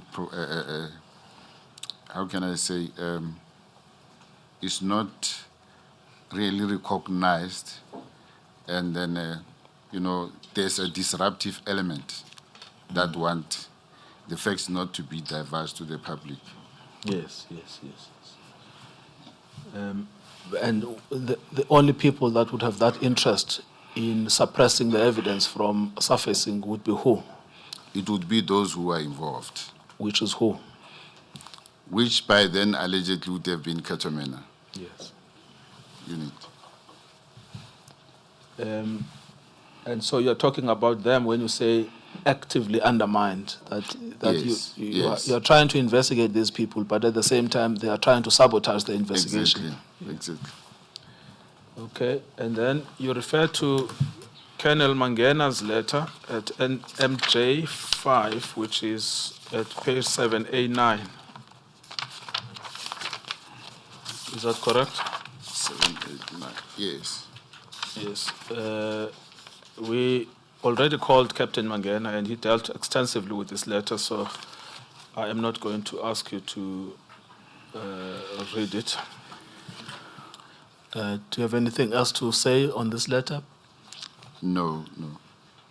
Yes. And then your preliminary investigation was then completed and your report was given to General Dramat on the 31st of January 2012. Is that correct? Correct. Now, what did you say to General Dramat?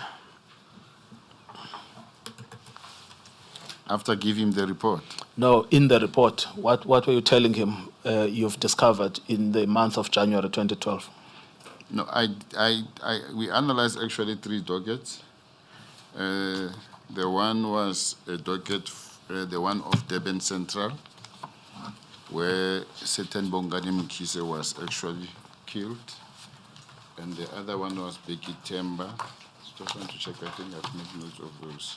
Becky Temba case is where actually our report actually was based. You find your report if it's more comfortable. And how we case. No, I'm saying find it, the report, and then No, I'm reference it. covered. I wanted that information. You've got it? No, I've got the information that I All right, wanted then to you say, can yeah. explain them to the panel. Yeah, I did compile a report to General Dramat, and in that report, we also highlighted the possible misconduct that would have been leveled against Katomena, those who were involved. And what were your preliminary findings? Our preliminary findings was there was indeed misconduct. Yes. And and our preliminary report was also that there is a need for a criminal investigation in this matter. Why? Why is there misconduct and why is there a need for a criminal investigation? As we were analyzing the case dockets, Yes. it was very clear to say it's not actually, it's a very serious crime, and then many people has been shot, and then under mysterious. The police is possibly false. Yes. Yes. And that these are murders and not self-defense, are possibly murders, not self-defense. Not self-defense, correct. And then your view was that when you say there is misconduct, what does that mean? Misconduct in a sense of, because there is a, what do you call, a code of conduct by the police, how they should behave. So once you contravene that, it might emanate, it result into a misconduct. There are regulations that actually one would have actually be charged with. Yes, but what is the misconduct and committed by who? The misconduct, if I have it quickly here, where is it? Can I just find time? I think I brought it. Yeah, sorry.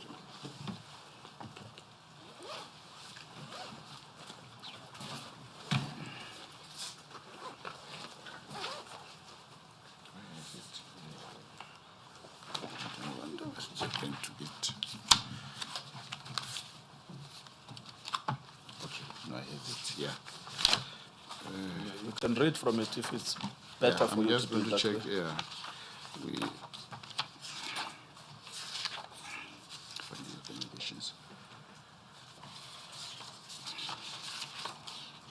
I'm just quickly going to check. Sorry. Yeah. The first, let me just check because we summarize case by case. Sorry. Okay. The first docket that we actually summarized, it was Durban Central 185 of 2009, Umgeni, the one against the deceased Mr. Bongani Mukize. After analyzing and do some fact-finding mission, and then we did recommend to the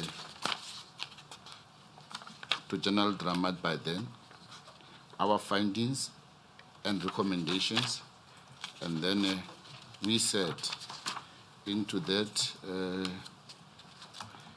we said, but it's a long thing, so I'm not sure whether. Our findings was, we referred to Mr. Mkhize as the chairperson, and then we also summarized the actions by all the members. And then our recommendation that time, we say it is recommended that the investigation be instituted in terms of Regulation 12 of SAPS Discipline Regulation 2006 against the following members. That was in terms of Mr. Mkhize. Major General Boysen, Regulation 20, in that on about 21 October until 3 February, at about 1300 hours and at near Durban, KwaZulu-Natal, he allegedly failed to comply with legal obligation by failing to ensure compliance to the court order obtained by the deceased Bongani Mkhize, as a result of which he was killed. That was our recommendation that time, our first. Just stop there, because you see this issue around Mr. Bongani Mkhize, we've dealt with it extensively in this inquiry, but we've never dealt with the fact that there was a specific recommendation that Major General Boysen should face disciplinary action around this because he failed to ensure that there was compliance with the court order. What did you mean that he failed to ensure compliance with the court order? What we meant by that time, remember, he was actually the custodian of, or he was actually the one involved in the answering affidavit. So my expectations was, what our expectation was, he should actually have communicated the final order to his members and put measures in place to say, in case when Mr. Bongani Mkhize was sought, that's where the issues that were supposed to have happened. But then we say on the same to say, but he is the person who goes to the crime scene, but he can't recall that actually there's a contravention already in the same matter. So he never instituted anything against or any misconduct against his own members. Yes. In his book, he describes the court order as superfluous and redundant.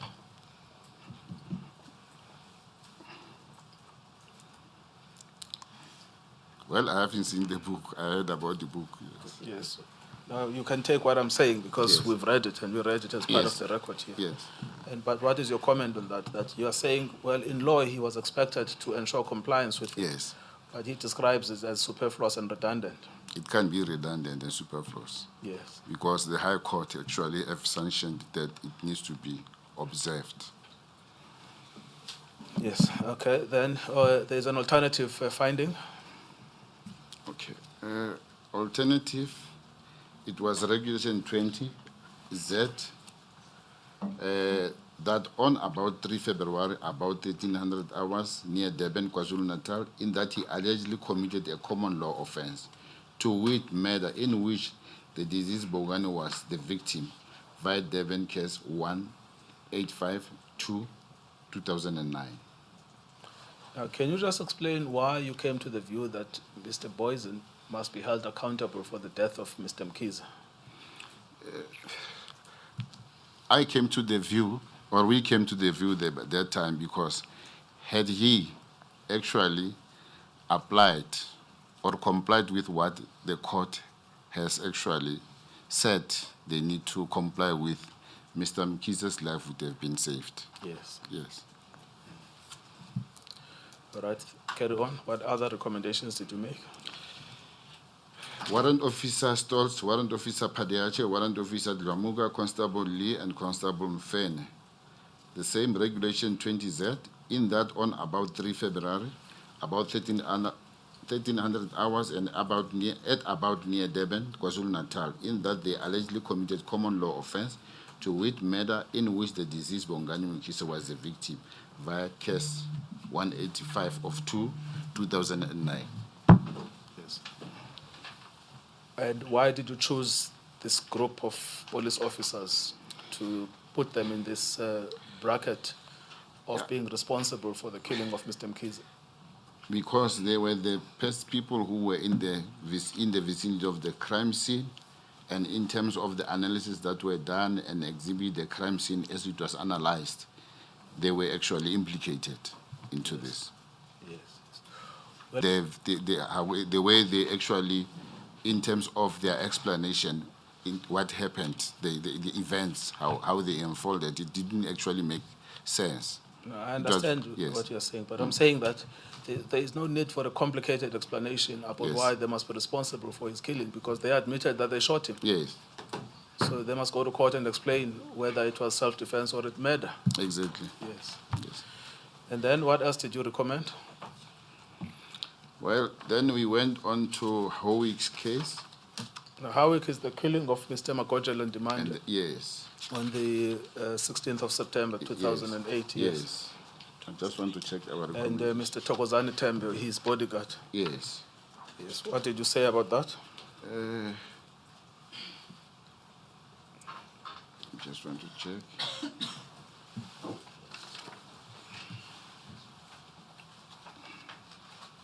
Okay, here we actually, our recommendations was we said with regard to Magojela and his bodyguard, Thokozani Tembe, were arrested on 29/8/2008 on the N2 freeway near Mbangeni with the joint effort of Warrant Officer Ndlovu and of Dog Unit and Warrant Officer Chauke. Handed over to Katomena to organized crime unit members, released them on the basis that they were not linked to the murder of Lieutenant Colonel Kronko.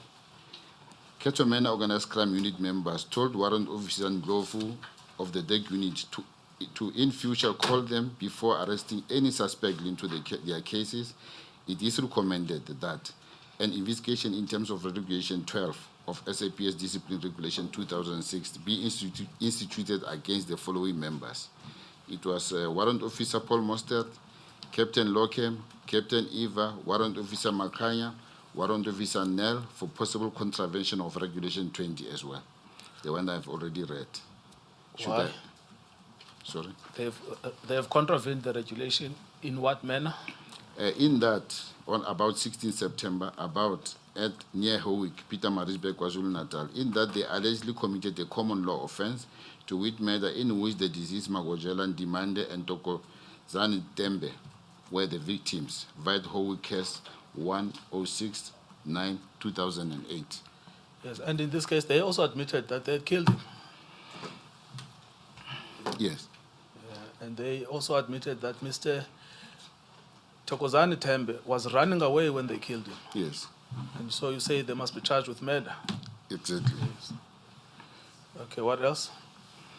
Camperdown, 96/1/2009, January 2009.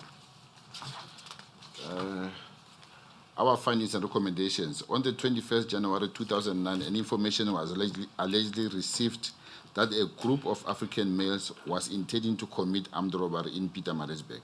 Katomena organized crime unit members met at the garage on N3 where a briefing was done regarding the make, registration letters and numbers of the vehicle as a white Kombi ND 306-772, which was to be used in the intended robbery, and the fact that there would be robbers were armed. A decision was already taken to stop the vehicle which was to be used and intended robbery on the road as a location and intended robbery was unknown. The aforesaid vehicle was spotted, stopped, exchange of gunfire was ensued, resulting in the death of 5 of alleged 8 suspects. The vehicle in which the alleged 8 suspects were traveling was hired taxi, licensed firearm and ammunition.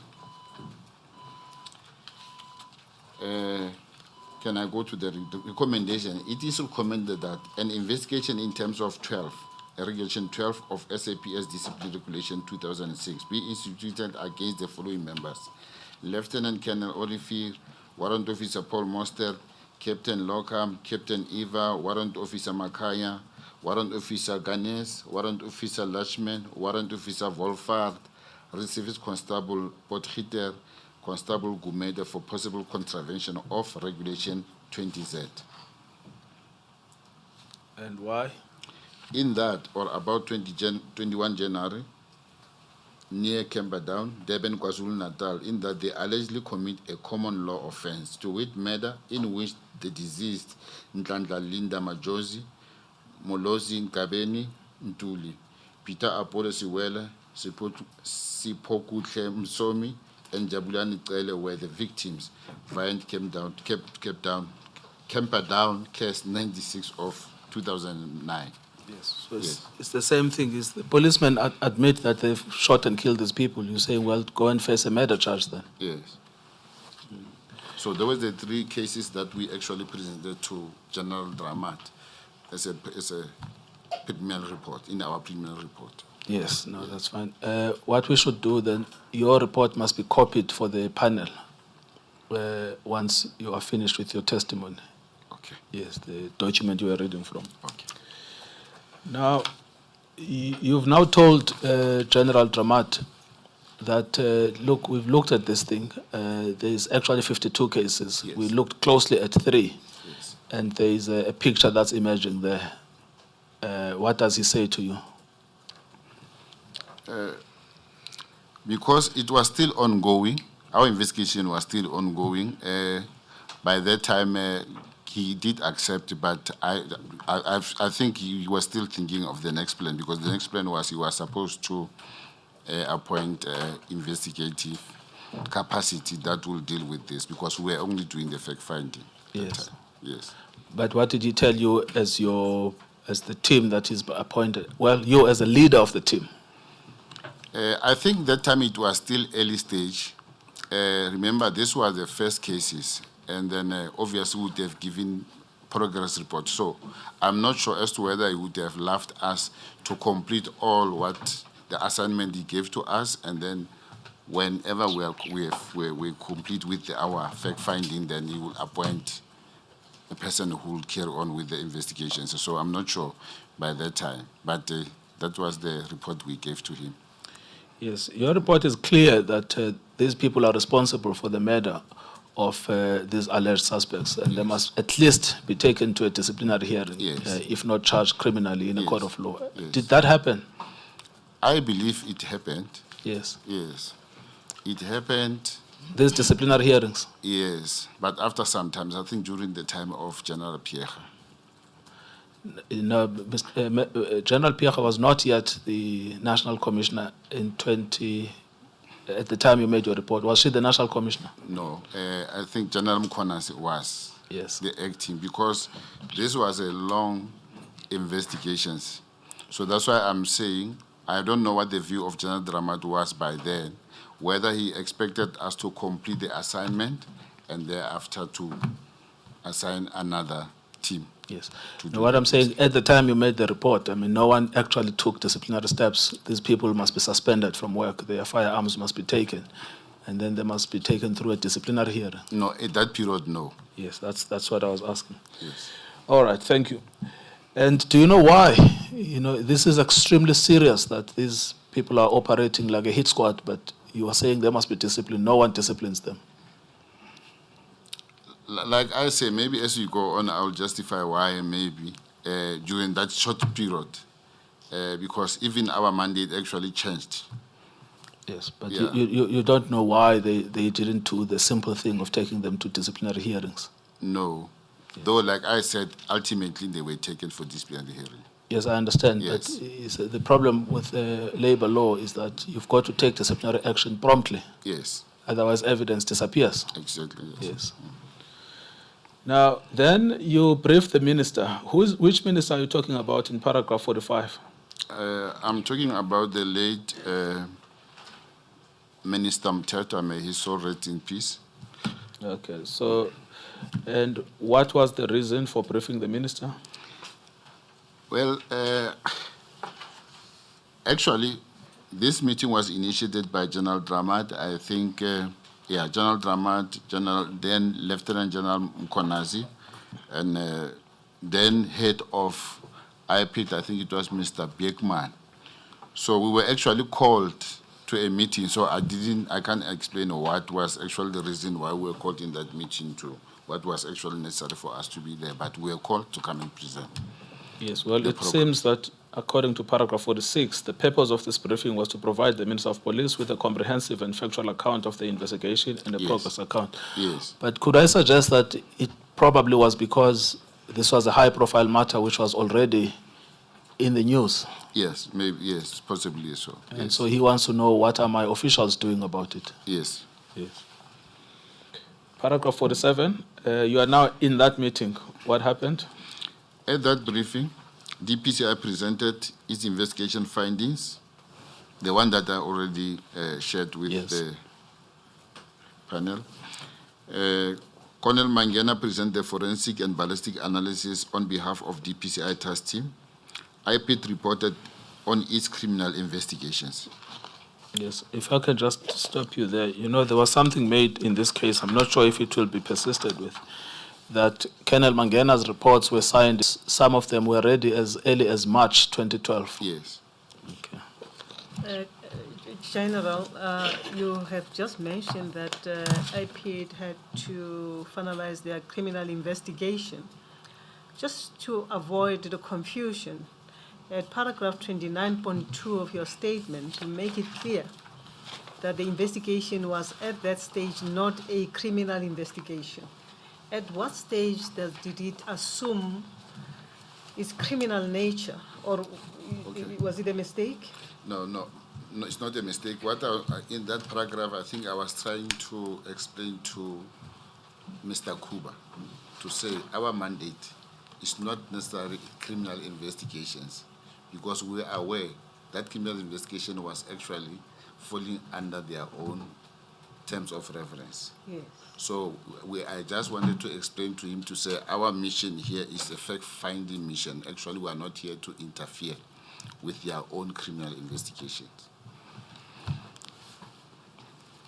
Yes, but what you also conducted was, in any event, also a criminal investigation. You've just mentioned now that you then had to finalize the report on the criminal investigation. Did I get it wrong?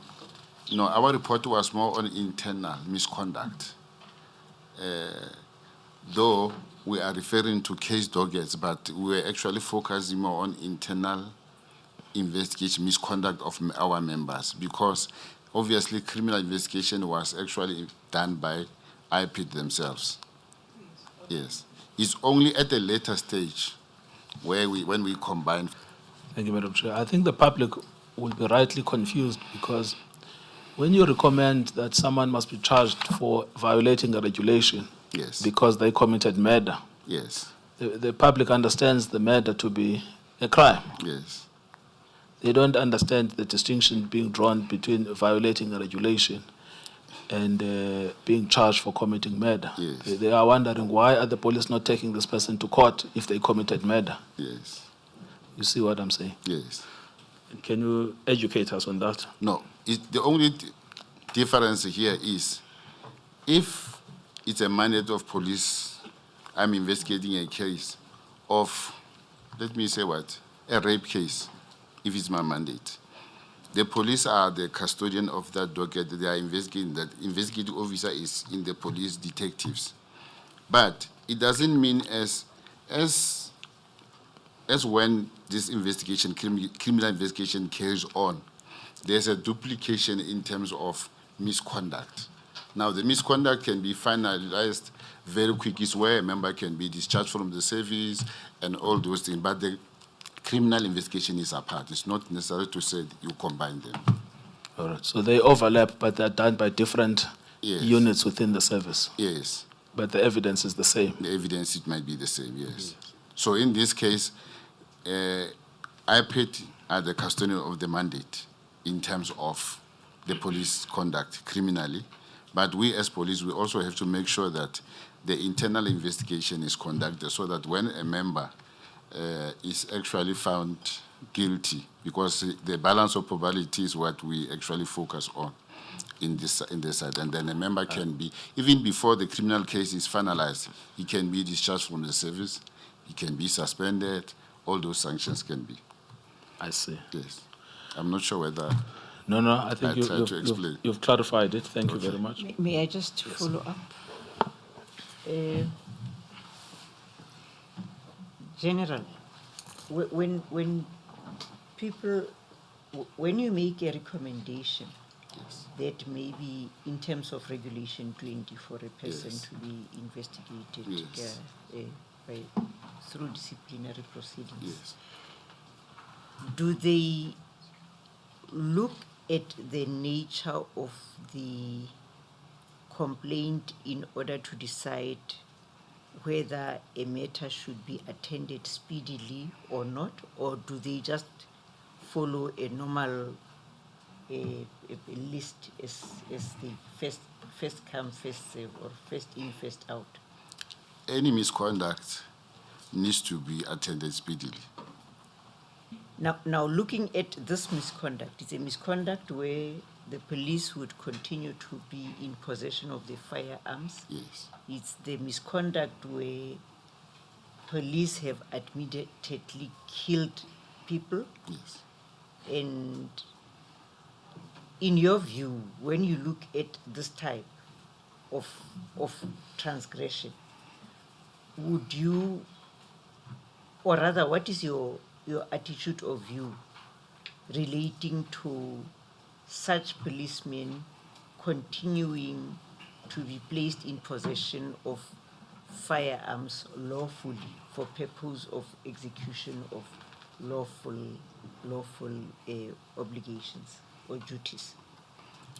Okay, my view always, I'll respect the outcome of the investigations, because obviously someone will have to be appointed in terms, as we recommended, someone needs to be appointed, do a thorough investigation, collect all the material evidence, and then there must be a panel that will be formed, and then the member will need to be tried disciplinary.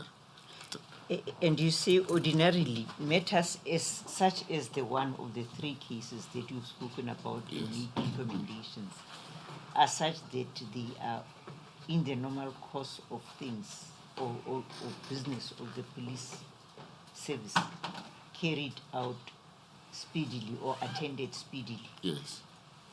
And what would you say about these three? Were they, according to you and your observation, were they attended speedily? No, they were not. Do you have an idea as to why they were not handled speedily? I don't know.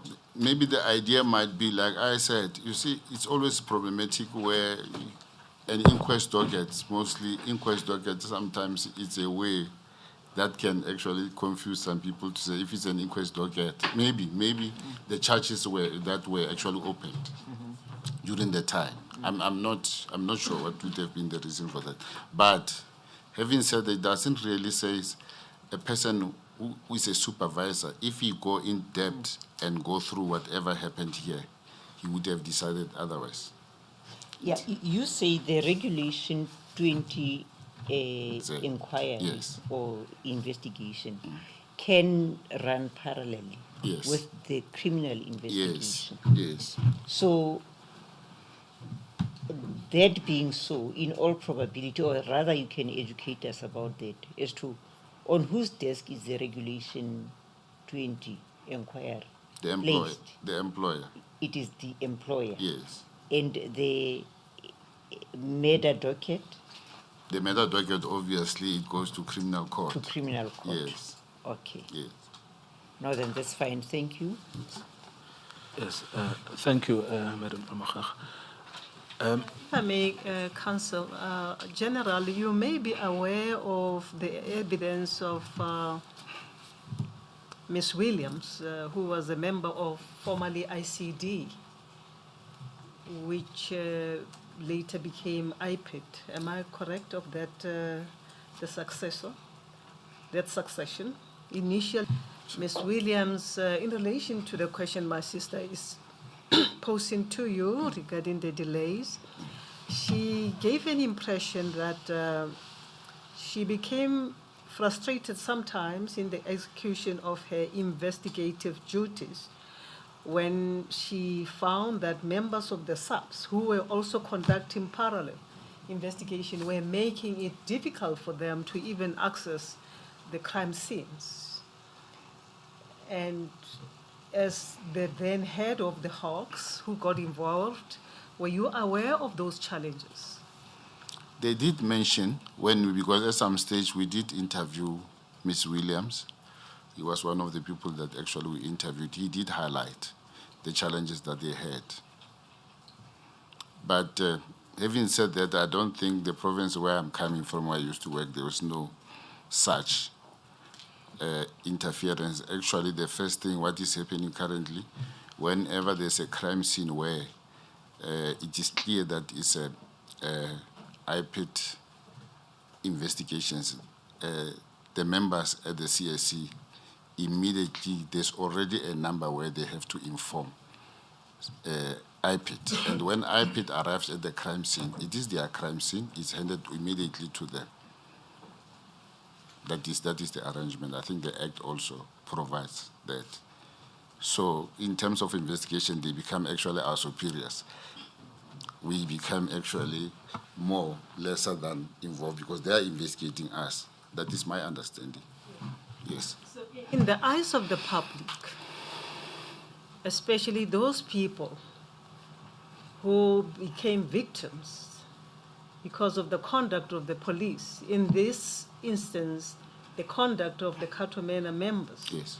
And they see the IPID investigators not really getting to grasp the challenges or deal with the investigation properly. What then that makes of your office, IPD? You're supposed to police the police.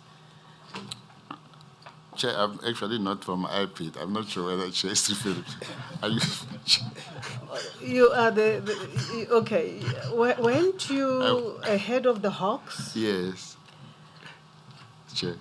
And was that not IPID? No, Chair. Hawks is more linked to the police. IPID is an independent police directorate. Yes. And, I don't know why I get it wrong. Yes. And who would have been responsible, the head of the IPID then? They would be?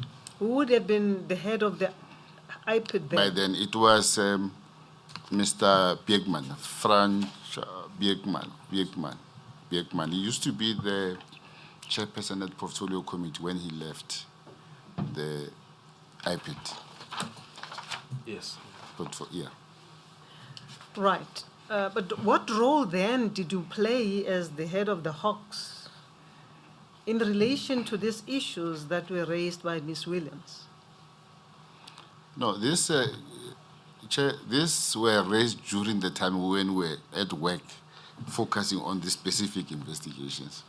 So in other words, I couldn't have corrected. It's things that were brought to my attention, and then we pushed together with the IPID members, we did the criminal investigations. Yes, thank you. Thank you, Madam Chair. General Mabula, I think the Chair's question is still a relevant one, which is we have a funny scenario in this case where the disciplinary hearing is not proceeding, the one you've recommended. Yes. But at the same time, an external body like IPID, which is independent, is also not able to carry out its investigation because it is being blocked by the police. Yes. You see. And that I think that's where the question arises, what then? Because an independent body can't do its job because Katomano is resisting. Yourselves, you mentioned in your statement, you are also being monitored and tracked and you're being blocked. So, and that's why the mother of KwaZindlovu, the 16-year-old boy, will ask themselves the question, but who's going to look after me as a member of the public if people like General Mabula cannot make progress because they're being monitored? Yes. People like Ms. Shamila Williams cannot make progress because they're being blocked and monitored. Yes. I think that's really what we should honestly account to South Africa about. Yes. So, Well, I think you should give an explanation to the extent that you can in terms of what you encountered when you went to Katomano, because it is truly astonishing that no one has been able to crack the problem of Ketumano, even now, and we have Ms. Batoy who just withdrew everything. Yeah. Look, for me, my observations, if I have to come, my observation in when I was, what I experienced, it was, for me, it's like the members, Katomena, they were actually loyal unto themselves. And they were actually respected for their own deeds because no one would actually stand against them. That is, in short, what I can say. Yes, but I think that is fine, but you cannot be a law unto yourself unless the system enables you to be a law unto yourself. So it's clear that there was a breakdown in the accountability systems. You can't have a unit that just does it as it pleases unless it's enabled. So where was the enablement coming from? Well, I'll look always to the head. Because if the head is not right, things is always not well. And what do you mean by that?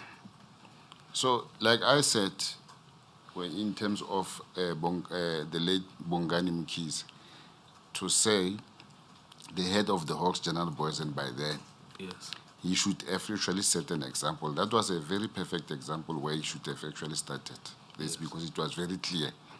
Because he had an interdict with him, and then he knew what was his own responsibility. He should have communicated clearly to everyone to say, this is how we're going to deal with this matter from now. It would have actually prevented a lot of loss of life. Yes, thank you. Interfering, just I understand the concern of Advocate Nkabinde to be exactly what you are now saying, that he's the law unto himself, he ought to have done 1, 2, 3. Yes. But he's saying, but why is he allowed to do as he pleases? There was a court order granted, Yes. and to say, well, he is doing this cannot help us much. And it does not answer the question, why are they allowed? And it will start from the, I think from the top, from who is allowing. Yes. And why is the system like this? Put otherwise, and if I'm mischaracterizing your question, you will correct me, Advocate Nkabinde. But it's about, but why are we here? We have systems. Yes. And in this case, it's 3 heads that are put together. It's the IPC, the IDC, the SAPS, and Yes. and even, but then still, this coach is not moving. You may correct so that when he answers the correct question. No, Madam Ramachakha, that's exactly the question. Especially because you've been assigned to investigate this. Yes. And you are from outside. Yes. And the system is rotten in KwaZulu-Natal. Yes. No, like I said, I'll still say it is command and control. People are doing as it pleases them. There's no one who sees wrong. That is the observation that I could draw. I can't say more than that. But it is also the responsibility of the top management structures who sees these things to make sure that it doesn't recur. Would that have included the DPCI head, General Dramat? It would Seemingly he was in the top structure somewhere in It the would have police. included him, Chair, according to me, if he is proving that he is aware. But for me, not talking on his behalf, I think we need to, by the time when he saw this on the newspapers, immediately assembled a team to say, go and find out what was happening. So to me, once he said that, I drew a conclusion to say he might have seen this thing for the first time. I'm not, that is my view. He would, after seeing the publication, the Sunday Times publication in December 2011, Yes. Correct? Yes, yes, Chair. That necessitated your appointment. Yes, Chair. Remember the publication, the death squad, that was the public great concern. Yes. It's true. Did he make a follow-up? No, the only time that I know he make a follow-up is just when he assigned us to do the investigations. But also I want to bring to the attention of the commissioners to say, chairperson to say, there was something that actually bothered me in terms of what happens when this newspaper article was to the public domain. On the 14th, there was General Boysen assigned his member to do internal investigations. On the 14th of what? 14th of January, is it January? Yeah. Following the publication in December. Following the publication. But what surprised, that member did this investigation in one day finalized. And then what I also realized, because it was based on this picture where people were having the same, were having NJM1, where people were having these firearms and having some drinks. Now, there is a statement there of a person from one of the chain stores who actually pulled, because What is the name of the chain store? Spa. Spa. Yeah. Okay. He pulled this crime scene to the office because, according to us, this actually mostly happened in what you call Melmoth. Melmoth, yes. But in terms of his statement, what he says no, these people actually assisted him to crack one case because they had a spate of armed robberies. And then as a reward, he actually offered them a party and he gave them this. Then he says no, but this thing actually happened in their offices. Now, based on that... Sorry, just before, I think you are going to lose us. Let's just get to know what you are talking about. Now, there are three pictures at 7A1. Yes. 7A2. Yes. 7A3. Yes. Now, which one was taken at Spa? No, look, what is happening here, this person who did the investigation, this member, he actually combined the pictures as it is. So in other words, if you want to derail that investigation, you want to derail it, and then I say, but this thing actually happened. Somebody says it happens at this crime scene, it happens at the offices. It didn't happen at where all the public is looking at. Now, based on that, now you kill this case. So in other words, you actually shifting the crime scene to another place as an internal investigation. That is one thing that actually bothered me. I came across there to say, but this kind of a serious case like this, misconduct is done today, it's finalized today. So I'm coming back to what I'm saying. It was like some, people there, it's law unto themselves. Yes, I understand, but I'm still trying to understand the involvement of SPA. So you said that one of the pictures where these policemen are celebrating, drinking, and they've got firearms. Yes. That was taken inside the premises of SPA? No. I see. I'm not saying that. All I'm right. saying the person, a person submitted a statement Yes. from SPA Yes. to justify why these people had these drinks. He's the one who bought these drinks. And then they were celebrating among themselves as a result of the reward. He actually rewarded them for their work well done in terms of preventing that robberies that were taking place around spas. I see. Yes. So they could have been celebrating elsewhere, but the money came from SPA. According to that statement. Yes, I understand. Yes, according to the statement. Yeah, no, it's all alleged, but I Yes. want to know what is the allegation. That they helped a spa shop where? No, there was, at some stage, there was this change stores. Yes, I Spas understand. and so on. Yes. Then my suspicion is there were a number of change stores that were actually robbed, Yes. where people are complaining, and now they approach the police to say, hey, we've got this problem, it's a threat to us. Now the police, through their own assistance, they manage now to neutralize that threat. Now, as a thank you, then people are offered this to say, get some liquor and so on, enjoy yourselves. I understand that. Yes. But I want to know, where did this take place, where the police do their job, which is to prevent crime, or maybe they don't because they kill people.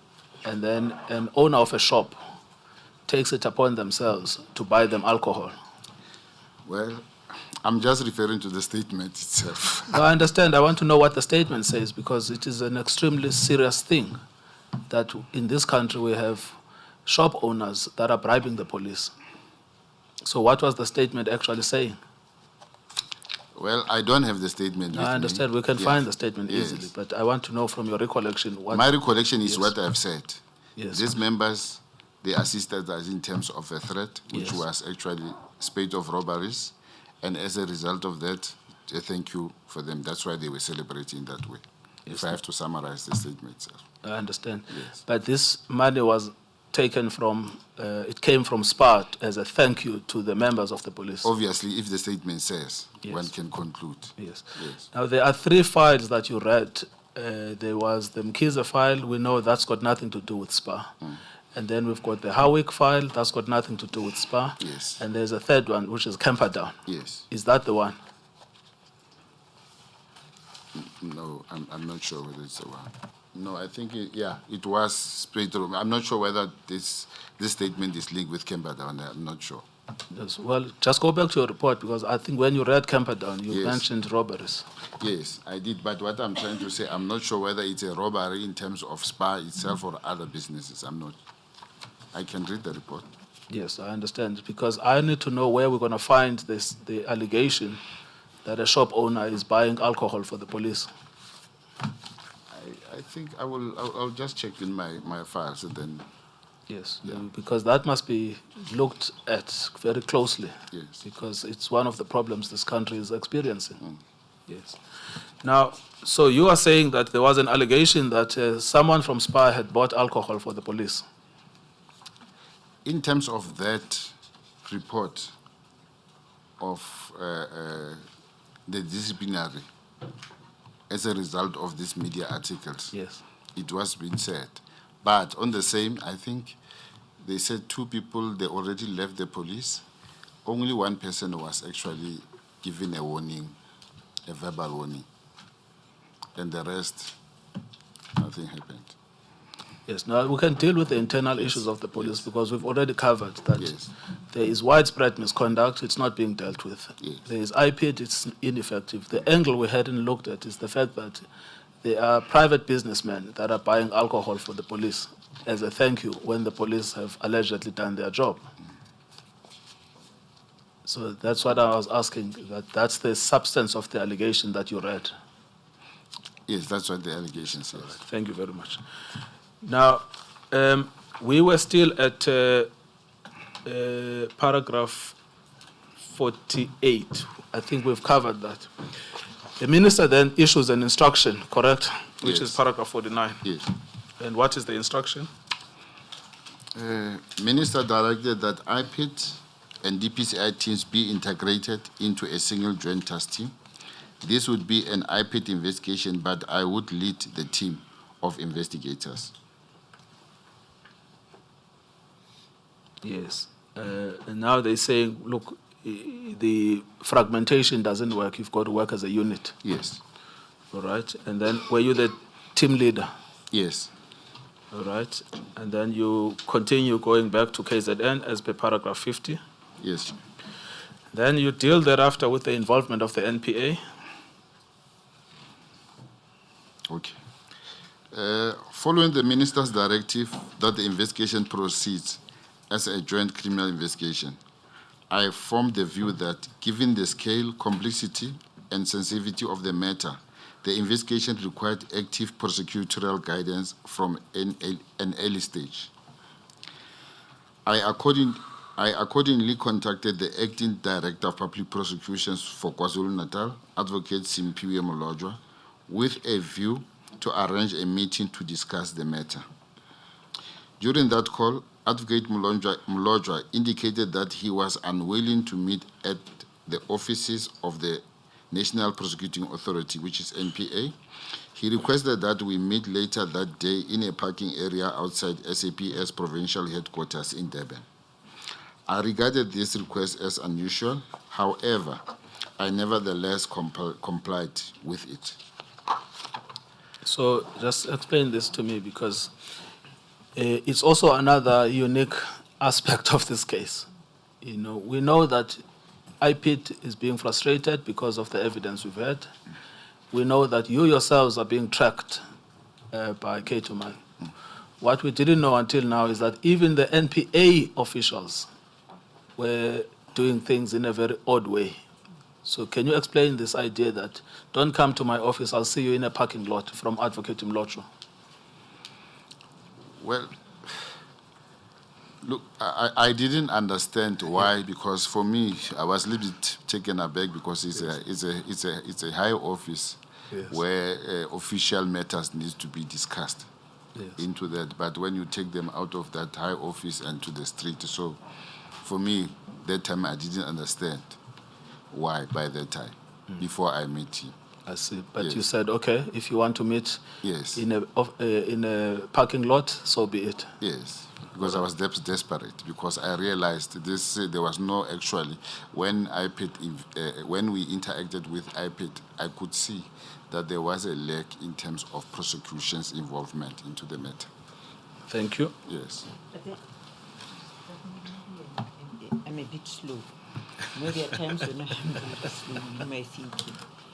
All of us. Advocate Mlojo is the head of the NPA in KZN at the time, as an acting. Yes, Chair. And he does not want you to meet him at his head office. Exactly, Chair. He wants to be somewhere in a parking. Okay. Then I think I understood well. Yes, thank you. And then you meet him at the venue that he has suggested, which is paragraph 54. Yes. And then what happens there? Late in the afternoon, but after hours, Advocate Mlojo and I, accompanied by team members, met at the venue. During that meeting, I briefed Advocate Mlojo on the nature of the investigations, including the allegations arising from the Sunday Times expose and subsequent developments following the ministerial briefing. Advocate Mlojo informed me that in his assessment, prosecutors within KwaZulu-Natal would be reluctant to become involved in a matter of this nature. He explicitly stated that members of Ketomena Organized Crime Unit were dangerous and that this created a real concern for prosecutors who were working within the province.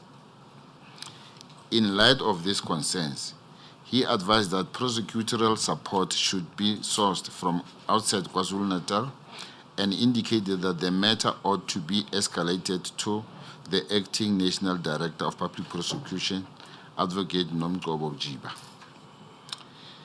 I mean, again, we are now learning for the first time that actually one of the reasons for the involvement of external prosecutors was because the head of the NPA in KwaZulu-Natal was himself too scared of the Ketomano unit. Is that Yes, correct? it's correct, Chair. Yes. And that he said no one in KwaZulu-Natal will touch a case involving this unit. Correct, Chair. Yes. Now, I want to link then this issue to why there were no prosecutions emanating from this case, because these dockets on the evidence we've had were in fact sent to the NPA and it declined to prosecute all of them.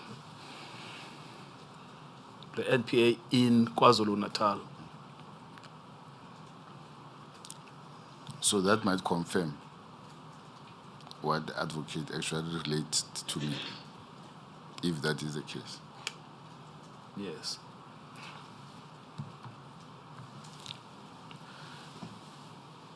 It might confirm that at least one of the explanations is that these people were just too scared of this unit. Yes. Yes. And then he then decides that you'd rather go to head office. Correct, Yes. Chair. Now, the reason why this is crucial is because the impression so far we've seen from the documents prepared by Advocate Mlocho is that he is approached by Advocate Jiba with no context that the head office involvement emanates from his office. So he's created the impression that he just got this call, which he didn't know where it was coming from. And then he was told that we will be bringing advocates from outside. Not according to my knowledge. What I'm presenting to the commission is what I know it happened. Yes. The other version, I don't know. And I'm just putting to you that, Yes. that the impression he has created was that this was just done by Advocate Jiba on her own account. Okay. So my side, it's not true. Yes. Yeah. Well, and why did you speak to him as yourself? As you said, look, let me talk to the prosecutors. I spoke to him because for me it makes sense. I'm new in that province, and then I realized we need the support of his own staff members, which are prosecutors. The same way I did with Advocate Jiba, where he referred me to. He is the boss of that province, and then I must explain to him, these are the frustration of the team. Can you please assist? So that is the reason why I have to speak to him. Yes, I mean, one of the requirements of a prosecutor is the prosecution without fear. Yes. Do you want to comment on that? No, it is true, yes. That is one of, he should act without fear or favor, the same as us, or without prejudice.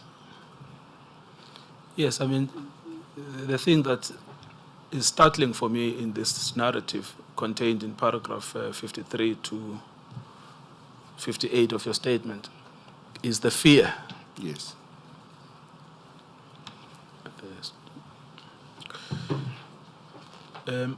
Then you do, in fact, go to Advocate Jiba from Yes. paragraph 59. Yes.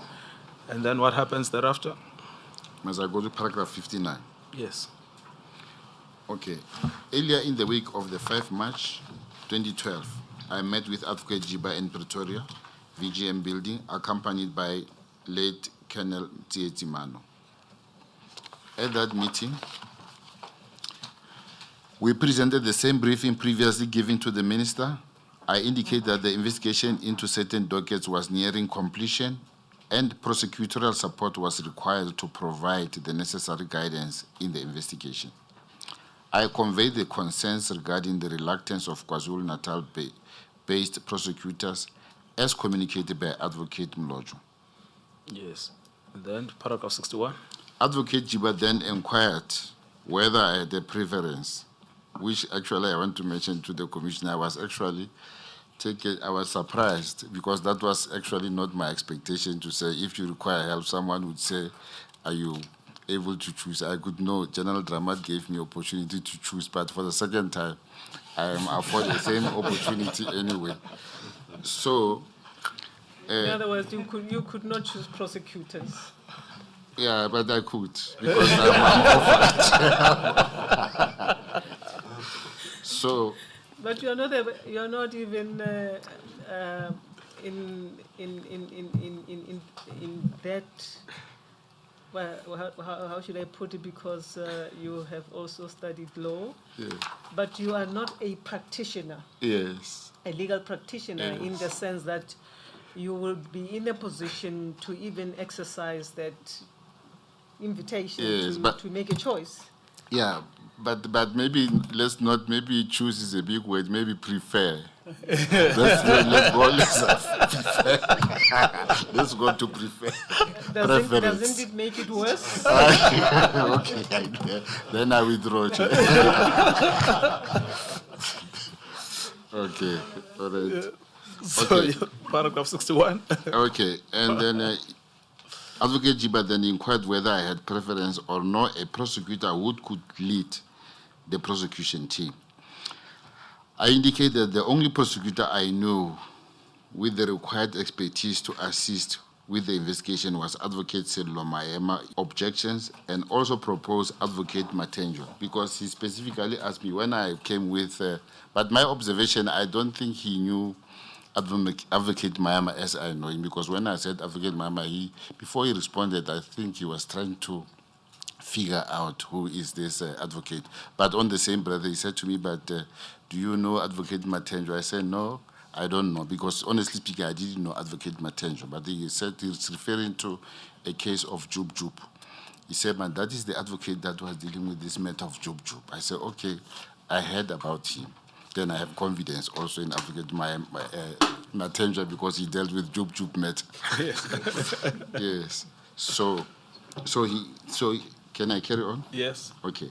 Shortly thereafter, Advocate Jiba indicated that she had engaged Advocate J.J. Smith, the Director of Public Prosecutions in Northwest, to facilitate the secondment of Advocate Sello Maema to lead the prosecution team. But also what I want to add here, the way I was so surprised, when I left office of Advocate Jiba, I immediately phoned Advocate Maema to apologize, to say, Advocate, I went there, I made a mistake, I mentioned your name, you might be called. He didn't even know about it. Yes. So, the way I was actually surprised. Yeah. Yes. So, subsequently thereto, I attended an introductory meeting in Durban with Advocate Matenjwa, Ntlakaza, Fuchani, Jabulani Mlotshwa, and Moleko. I was leading the DPCI team, and Mr. Kuba led the IPET team at the meeting. At that meeting, the prosecutors were briefed on the progress of the investigations and provided with approximately 52 case dockets for prosecutorial consideration. Yes, Advocate Jabulani Mlotshwa is not Advocate Simpiwe Mlotshwa that you met. No, no. Who said that, expressed the fear that the Katomena unit was considered dangerous by the prosecutors in KZN. No, it's not the same. It's not the same. No, it's not the same. Where was he from, this Advocate Jabulani Mlotshwa? He was from the office of Advocate Chaoke under correction. Yeah, from Gauteng DPP. From Southern Gauteng. Yes. South. Gauteng South. Yes, thank you. Thank you. During this engagement, Advocate Machenjwa indicated that Advocate Maema would assume the role of lead prosecutor, but that he was temporarily unavailable as he was finalizing existing commitments in Northwest Province prior to joining the team.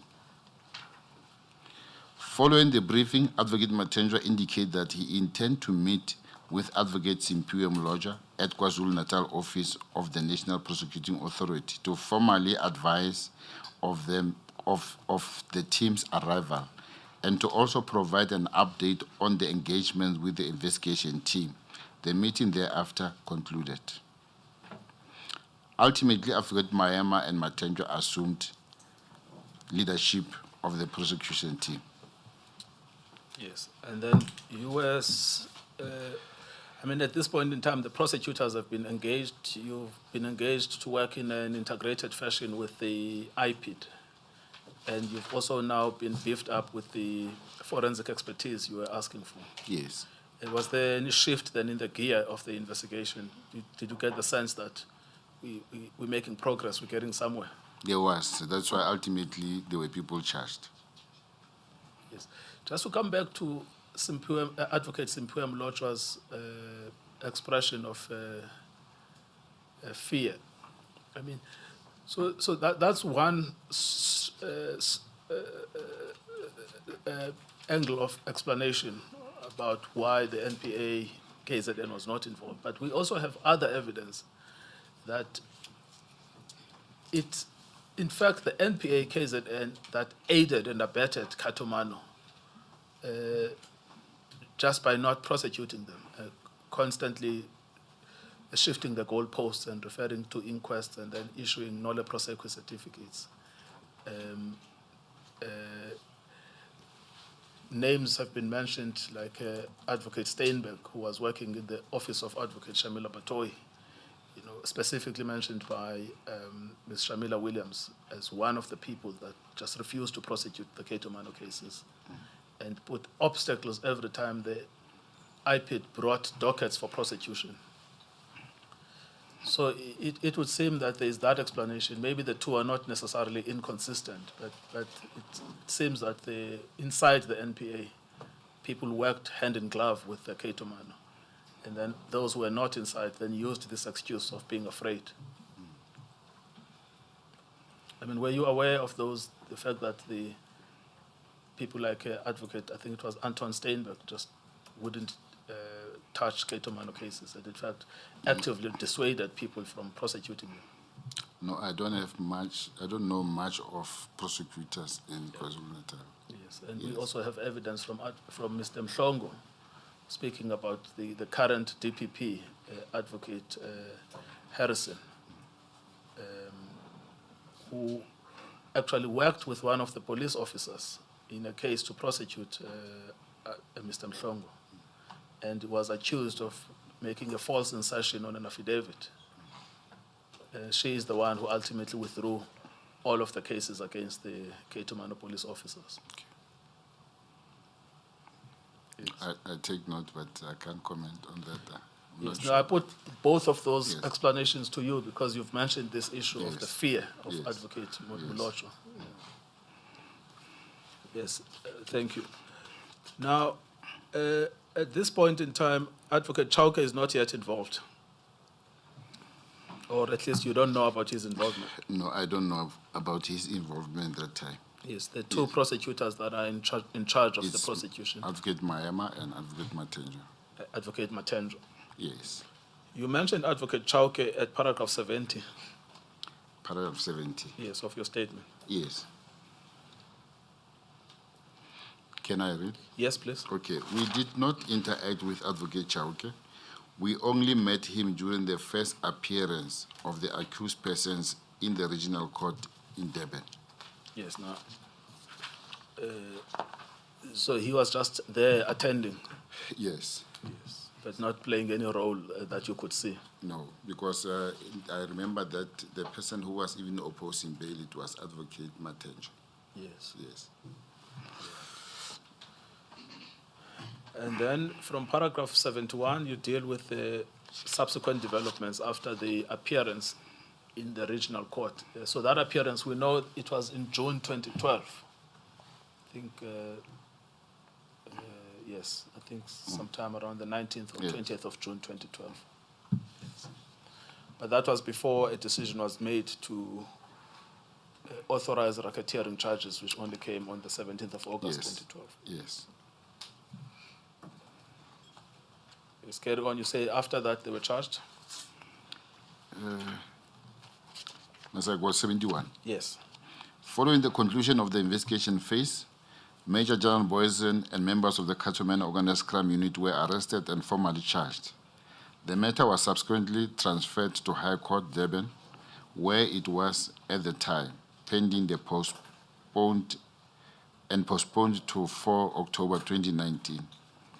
I came to learn that the charges were withdrawn by Advocate Chamila Batwe in her capacity as the National Director of Public That Prosecution. 2019 must be wrong, because that postponement would have been 2019. Is that correct? Let me ask you. I'm not, yeah. I thought it's correct. I can. Maybe I just have to go to the notes. All right. I suppose they're talking about the postponement after Advocate Sean Abrahams, because at the time, this was still under Advocate Jiba. 2019, no. No, I'm saying this postponement could only be the postponement during the time of Advocate Sean Abrahams, The because postponement. Advocate Batoy assumed office in February 2019. 2019, yeah. Maybe I might be confusing. Yes. Yeah, I might be confusing Right. both But, of them. I mean, nothing turns on it, but you may proceed. Okay. In January 2015, I was removed from my position as a provincial head of Directorate for Priority Crime Investigation in Northwest by Major General Tlemeza and transferred to SAP as Detective Service. Notwithstanding this, I remained involved in the investigation. I expressly requested to be excused from further involvement on the basis that the matter fell within the mandate of DPCI, and that request was refused. Following the appointment of Lieutenant General Libya as a national head of DPCI 2018, I again requested to be released from any involvement in the Katomena investigations. That request was likewise refused. A copy of correspondence reflecting this request and refusal is attached as Annexure NJM6. I ultimately retired from SAPS as a Deputy Provincial Commissioner Crime Detection on the 31st December 2019. That's where I excused myself. So if you look at 7A13, 7A13, 7A13. this is a letter from, I think, at the time, the head of the Hawks, General Libya, Yes, saying that you're not going to be excused until the matter is finalized. yes, Yes. And that's in 2018. yes, Yes. correct. And then you got yourself excused by retirement. Yes. Yes. All right. General, given the fact that you were involved right from the time when, after the publication in the newspapers in 2011, Yes, Chair. was the refusal, not in hindsight, was the refusal not a fair one or a reasonable one? It might be fair, it might not have been fair. Reasonable? It, As someone yeah. who has been involved Yeah, it right might, from the start? yeah, it would have been reasonable, but the only problem is now I had a workload that would have actually prevented me to focus into this matter. But also, Chair, for me, the investigation was actually basically finalized. There was not much of me actually to input into the matter. In 2019? When I requested to be excused. Was that in 2019 or a little bit earlier? It was a little bit earlier, Earlier. 2015. Yeah, 2015, yes. Almost. It was issues of people going to court, finalizing, it was, yeah, so.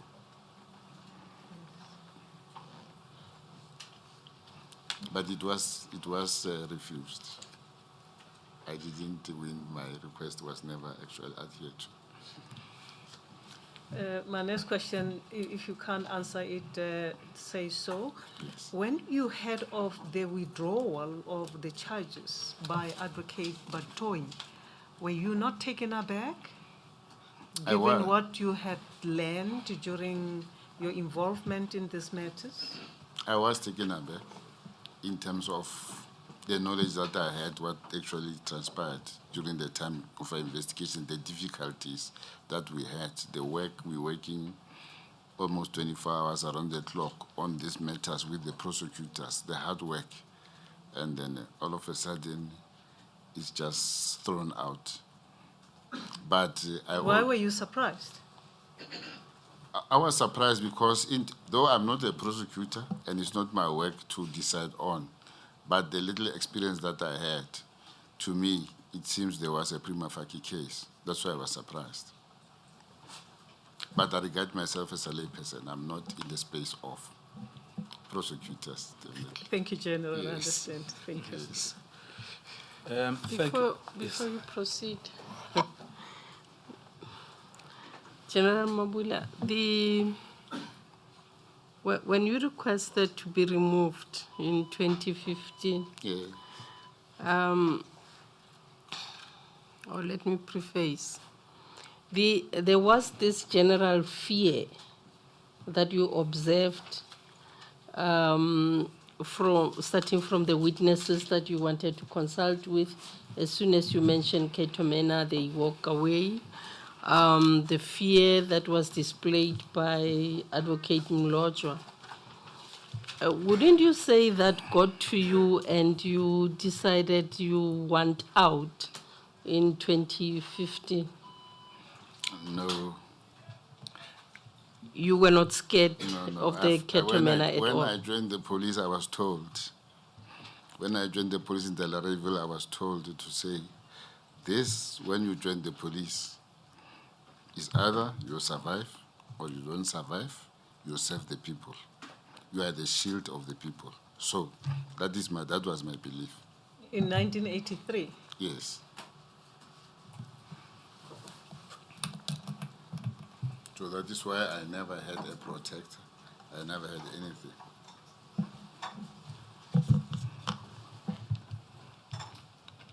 Thank you. Thank you, Madam Chair. You say that you feel necessary to mention that you had no personal interest in the matter. Why? In paragraph 74.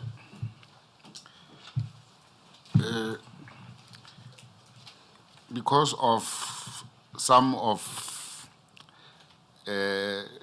rumors that came, for example, I appeared before the Zondo Commission, Yes. partly because of the same. To say I had been captured by someone that I don't know, and there were a lot of allegations that were leveled against me. So, but good enough is Judge Zondo didn't actually take into consideration. He declared that, according to him, this is not a state capture. The police are doing their work. Yes. Well, I mean, there have been consequences virtually to everyone involved in this case. Yes. Mr. Chauke is facing a disciplinary hearing on the same issue. Yes.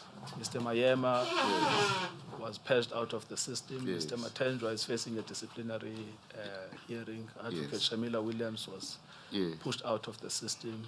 Yes. Everyone who has had anything to do with the prosecution of Ketomana has been visited with adverse consequences. Yes. What about you? I appeared before High Court. I was charged with 11 counts. Yes.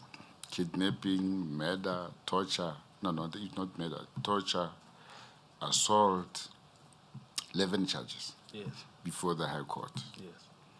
And I went through. The judge even asked, because as a lay person, the money is in SAP 30 on one case of the airport. It is clear the money is there. Now you are charged with extortion. Now the judge asked, where's the money?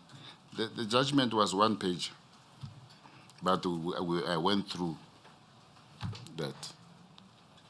The same attempt with, it started also at the Zondo Commission, the same allegations were made to say, this person and so on. So, but I keep on going. Yes. Yes. But I mean, this pattern of retaliation, how is it possible that you are arrested? Is it simply because it's entrenched within the system that these people you are dealing with were very powerful and they could retaliate? It's powerful people.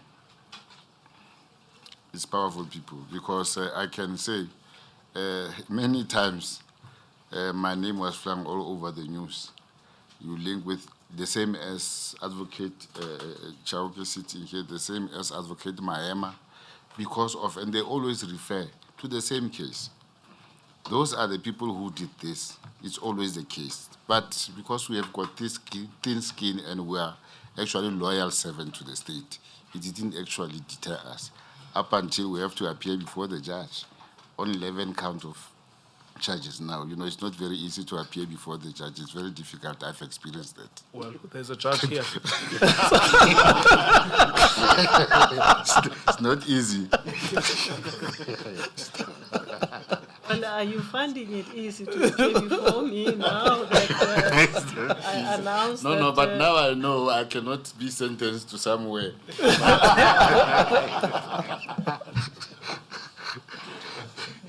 Yes. But if I may ask, the 11 counts, were they related to your investigation of the Ketomana unit? Variety of, like I said, I was very much unfortunate, or maybe fortunate. All the complex cases that actually has a bearing to high-profile people will always be directed to me. I don't know what would have been the reason, but it's a concoction of not only one case. And end of the day, all the people that are investigated, somewhere along the line, they became very close to one another. So I would say this is not the High Court matter is not also not separated from this one. Probably because of your experience as a senior police officer, not so? I might not judge myself a chairperson. I don't know whether I'm doing the correct things, but what I know, I'll do everything to my best of ability. Yes. And this case brought against you, you say is a concoction.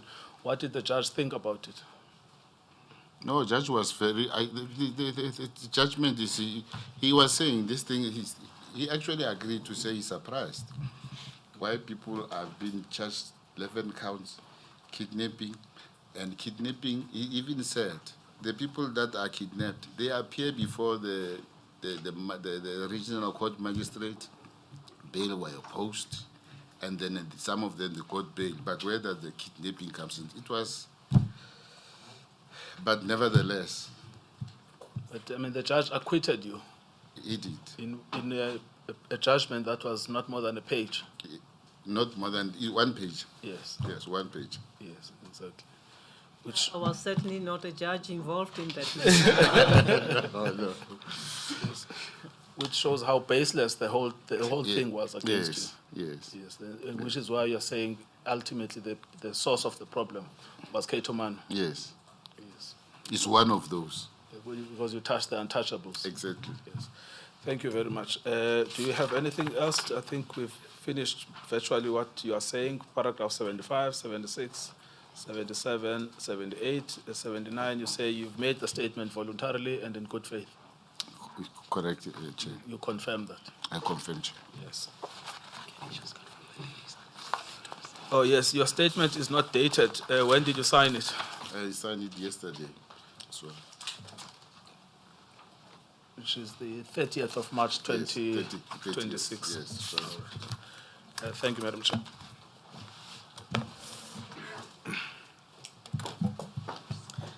Advocate Mchweni, you had earlier expressed an indication that you will not cross-examine, but you might have revisited your earlier view. Would you like to ask the General some questions? Yes, Madam Chair, with your permission, just one question. And I would like to put it under the clarification category, if I might, with your permission, Madam Chair. Yes. Good afternoon, General. Afternoon, Advocate. Yes. General, just one question, and this is just a bit of a concern because your evidence is given under oath, and so is so are all the documents given here under oath. Now, at paragraph 70 of your statement, you say, "We did not interact with Advocate Chauke. We only met him during the first appearance of the accused persons in the regional court in Durban." Do you see that? Yes. And the first appearance was the 21st of June, 2012. Yes. Now, what is of a bit of concern to me, I'm not sure whether would you have that document. There is a statement by Advocate Chauke, Yes. wherein he gave his evidence before this commission, which I just want to compare with what you say. I'm not sure whether do you have Advocate Chauke's statement, Madam Chair? Just the paragraph that I'm concerned about is 117 of Advocate Chauke's statement.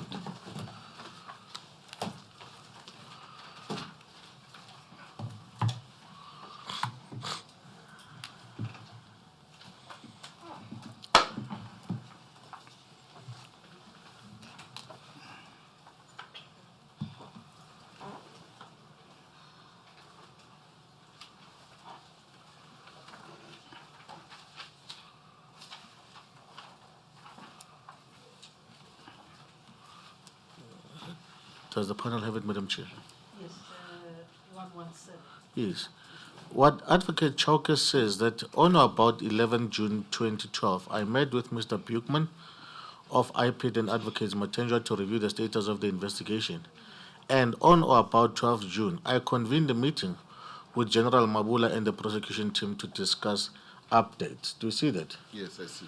Which suggests that you held a meeting with Advocate Chauke on the 12th of June, because we know that according to him, he convened a meeting with you and the prosecution team. Do you see that? I see. Which one of the two, and you say on your version, the only time you met Advocate Chauke was at the first appearance, which is almost 7 days later. Correct. Now, you'd agree with me that the two statements are inconsistent with one another, where one says you met on the 12th and the other one says you met on the 21st. Although yours, I'm using the 21st because that was the date of the first appearance. Yes. So you'd agree that the two statements are inconsistent with one another. Yeah, the two statements, but I met him first time at the appearance, first appearance. You never met him before that? No, I never met him before. Okay. Thank you, Madam Chair. Did you attend that meeting? No.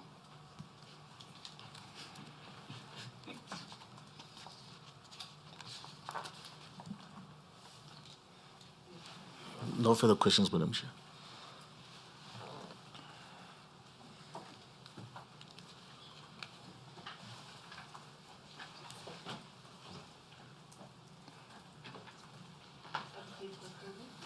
Nothing else, Madam Chair. Thank you. General, we take this opportunity to beg your pardon. Thank you. General, we thank you for having made time to come and assist us to present this evidence. We know that you might have traveled to come here yesterday Yes, Chair. or day before yesterday or whenever you came. We are deeply thankful to you for having made time.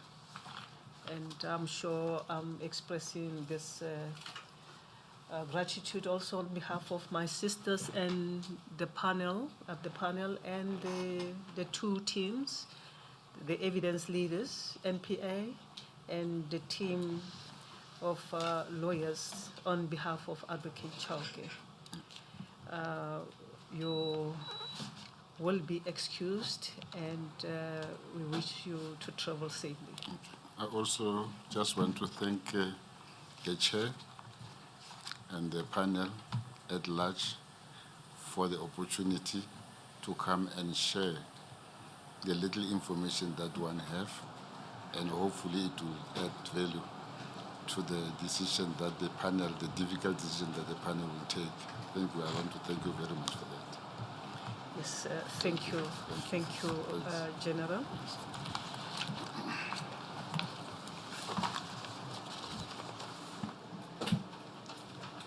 Housekeeping matters. Advocate Nkabinde. Madam Chair, I will provisionally close Mr. Chauke's case. And if necessary, in due course, I will reapply to reopen it. But for now, the case is closed.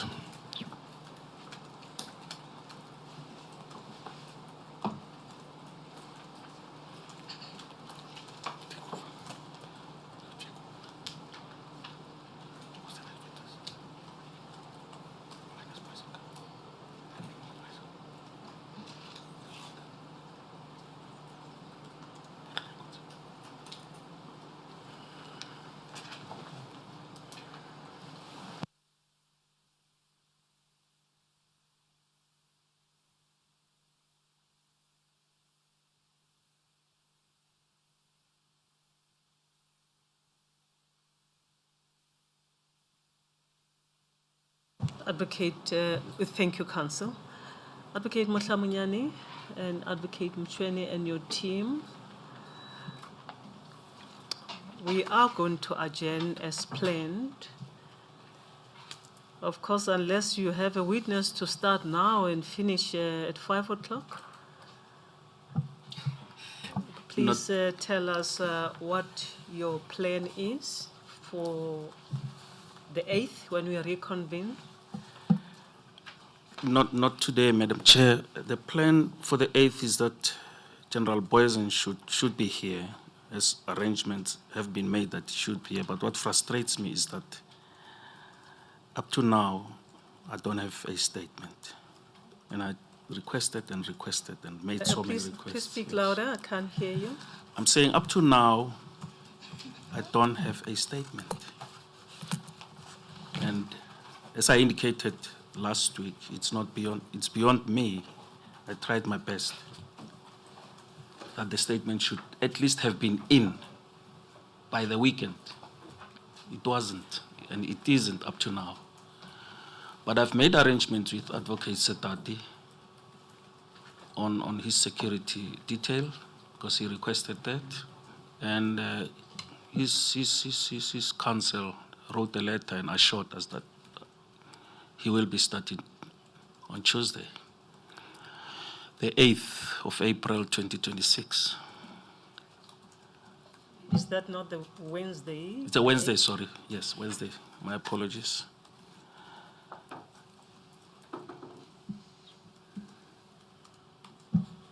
Yes, I understand the challenges that you are confronted with. Nonetheless, you had presented to us a list of witnesses that the evidence leaders intend to call. By now, we should be having witnesses lined up. If you would take out Major General Boysen from the list, you should be having other members, or rather other witnesses who had been identified and should have been consulted with by now. Are statements ready in relation to those other witnesses? Advocate Riley's statement was supposed to have been ready by this weekend, as I discussed with Advocate Mtswene. But I'm not sure yet whether it is ready or not. Perhaps you should go back to your list, if you can remind us, the list of witnesses that you had given us last year. Madam Chair, can we excuse Mr. Mabula? I beg your pardon. Sitting there I had respectfully. I had actually excused the General to walk out. Yes, General, I had excused you and said we are now dealing with housekeeping matters. But once again, thank you very much. You are excused. Sorry, I didn't realize that you are still sitting there. But now that you've been sitting, you see how we work. You are excused, General, and safe journey. Thank you, sir. Thank you, Council. I didn't realize that General is still here. Where's the list?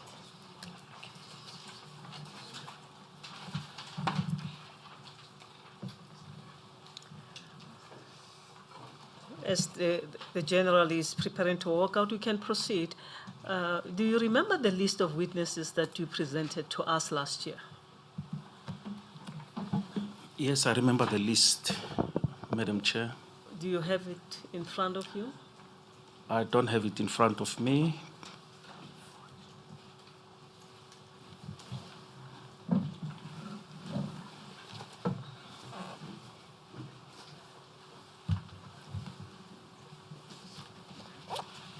Perhaps we should do tick boxes now that we know that some of these witnesses that you had identified have, for instance, Advocate Mipone Nogo have now testified.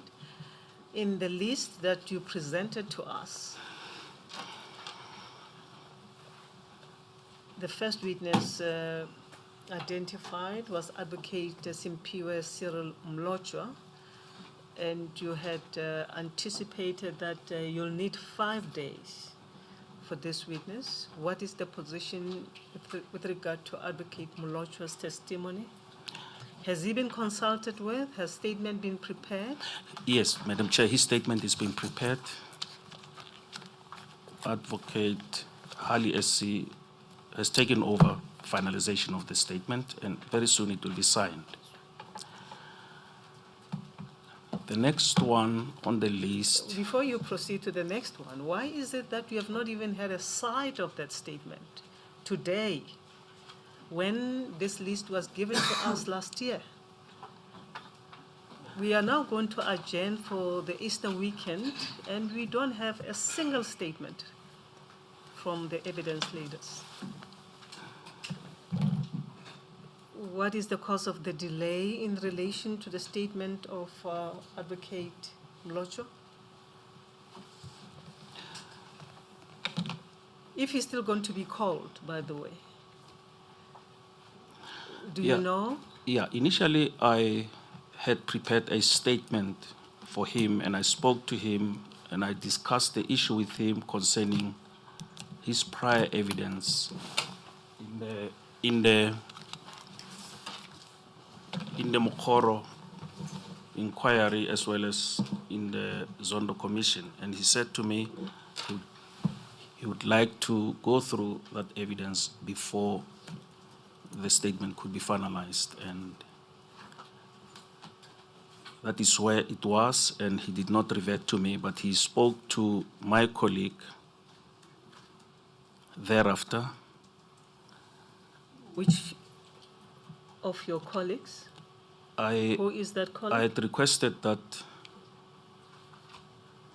I think my memory serves him well, it's Advocate Chaoke, to speak to him and see to it that the statement is in. And thereafter I spoke to Advocate Hali, and I gave him the draft that I had, and he said he will finalize the statement with him. And when was that? I think it was last week. Last week. Yes, Madam Chair. Now, another one who I spoke to, Let me give you the names according to your list. yes, I've got it in The front of me. second one is Advocate Riley. You anticipated that you'll need 4 days to deal with Advocate Riley's evidence. Yeah, Advocate Riley is going to be called, and he will be led by Advocate Mtsweni, who informs me that his statement is 90% done. And number 5 on the list. No. Before you proceed, Council, we want to know why are these statements taking so long? This is what we were speaking about last year, December. Now we are almost in April. We have not even been given any of the statements of the people that you have listed here. And we need to understand what the challenge is. We have had breaks, long breaks. We also had a recess break of about a week, not a long time ago. Nonetheless, we have not been given a single statement by the evidence leaders. That is a matter of concern to us. It should be, Because, Madam Chair. you only have April. You remember you had the entire of December to proceed with the evidence of the witnesses that you had listed. That did not happen. You subsequently sought postponement. We have had some breaks. The time within which the evidence leaders should have expedited finality of those statements. But today, we are back to square one. We don't have statements. We are going to adjourn without any statement to read in preparation of the hearing. How are we supposed to deal with that? Advocate Mtsweni, why is the statement of Advocate Riley delayed? Madam Chair, I would consider there's a bit of a delay, but I was comforted and relied on the fact and the undertakings that we have provided that Major General Boysen was coming on the 8th. And in fact, I don't know whether Advocate Mhlawumbe has seen, there's an email from Advocate Boysen's advocate confirming that Major General Boysen will be here on the 8th. So with the intention was that it should be circulated as early as it should be settled over the weekend, and then it'll be circulated during the course of next week whilst Advocate Poison was giving evidence. That was the idea. I just need to discuss a few matters with Advocate Riley, and then the anticipation was that I would start circulating it during the course of early next week, whilst Advocate Poison was giving evidence. Because we've always been assured and given guarantees by Major General Poison's legal team that he will be here next week. And in fact, there's an email that we received, I think, during today or yesterday, where there's still that undertaking that Major General Poison will be here on the 8th. But why is the finality of other witness dependent on General Poison's testifying or his statement being ready? Because you should be having all statements in a pack, well prepared for us, timelessly. Well, Madam Chair, I appreciate that, but I was comforted by the directive that was issued that statements should be in at least 2 days before, and I'm confident, and has always been confident, that that statement will be in within the required time period, insofar as I'm concerned.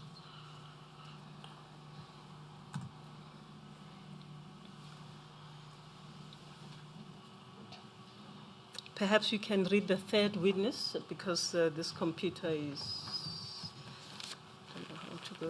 Who is the third witness? The third on the list was Advocate Mipone Noko.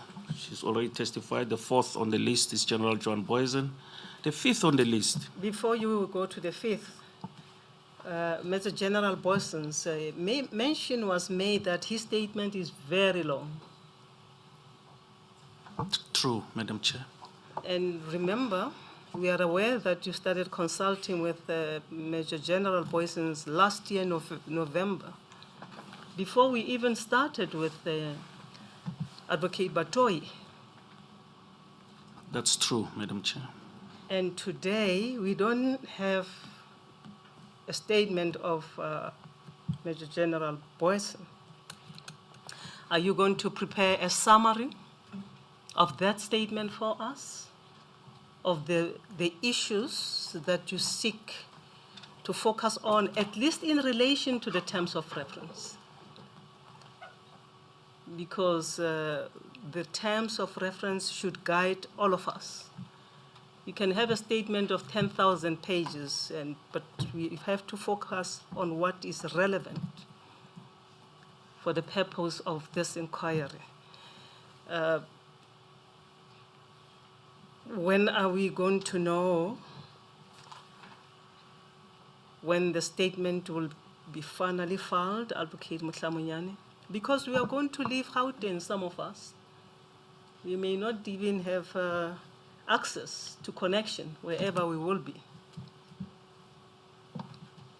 That poses a challenge. I agree and I appreciate that, Madam Chair. If we don't receive a statement from Johan Poison, I cannot prepare a statement. His evidence will be left out. I cannot prepare a statement because I was told right on my face that the attorneys, his lawyers will prepare a statement, and after I had begun with a draft, which draft I also indicated to the Chaoke team that I'm busy with the draft, but after that, they took over.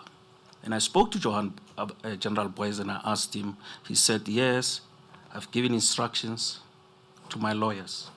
So I backed off and sat back and waited for them to give me a statement. So I'm not going to prepare a statement if I don't receive a statement from them. Yes, I understand that. He is your witness, and if he's not ready to come, you'll let us know. I'll let you know, Madam Chair. Thank you. Thank you. And Advocate Chris McAdam. I spoke to Advocate Chris Dr. Broughton, that before he speaks to me, he must first speak to Advocate Karen van Rensbeck. I said, Chris, do that, I'll wait for you. He did not revert to me until a few weeks ago. I telephoned him and we arranged that it was a Friday, and we arranged that we'll talk on the Monday. And on the Monday, he wrote me a note that said he will no longer be able to. He will not assist me because he was not involved in the Katomana dockets. He has not read them, and he will not be able to assist. He's busy in the TRC reviewing many dockets there. So I said, Chris, it's fine. So Chris McAdam is off.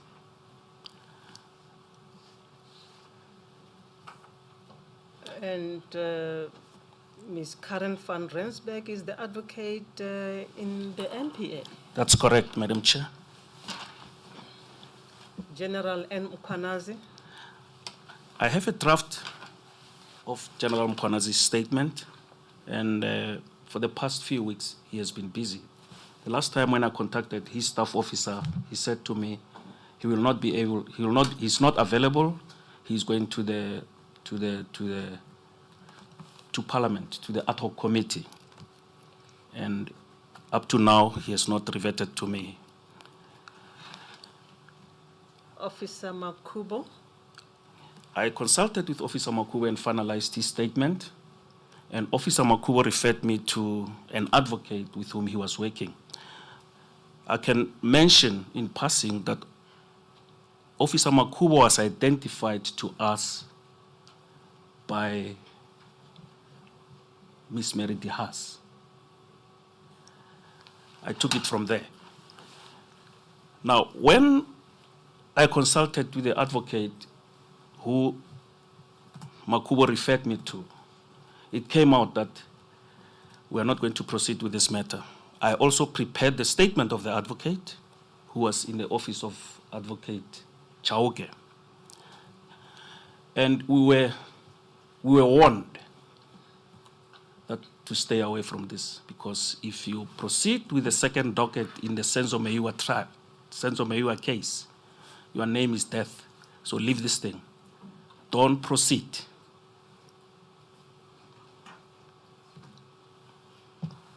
I don't understand. Officer Makubo was assigned to investigate the Senzo Meiwa murder. According to him, he and another officer, Officer Joyce, was a captain then, were summoned by the then Minister of Police to Cape Town, and were assigned. There were four. They were assigned to deal with the Senzo Meiwa case, because apparently the minister was not happy that the investigations were bearing any fruit. But how do we get to the Senzo Meiwa matter? We are talking about this witness testifying here. But are you ready with his statement? Officer Yes. Makubo's statement? Warrant Officer Makubo's statement? Yes. No, I'm not going to call him. Thank you. Colonel Rolofsa.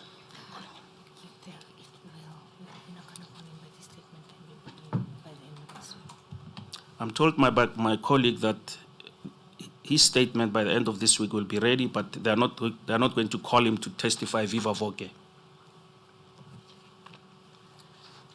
It is not for them to decide. We will determine whether it will be appropriate for the witness to appear before us as a panel or not. You have to make an indication, maybe make a request to us. Counsel, is that you, Advocate Mayet? Let's see. Indeed, and I, just to inform the panel, Colonel Arulo, sir, we have consulted with him. His statement is ready. He, however, doesn't speak to 3.1. It is just background history about the investigation. But we will make the appropriate application to the panel. Application to request that he should not give oral testimony. Indeed. Not even virtually. In the event that the panel requires, it goes to 3.1.2. So it does depend on the extension of the amendment. And But that, we don't know. It may well be that we have other questions outside of 3.1.2 of the terms of reference. indeed, Judge, the And- statement will be ready, both of them, as well as number 9, Advocate Van Zyl. Both statements will be ready by the end of this week. Would you please explain the delay? Why only at the end of this week? Judge, this is my 3rd week on this panel. So it has taken, I have consulted with both witnesses. The statements are 90% prepared. They simply just have to be finalized by And Officer Brian Padayaki? On the aspect on which we wanted to call him, he says he is unable and he will not be called. I consulted with him, and he said he will not be able to help us. So he's out.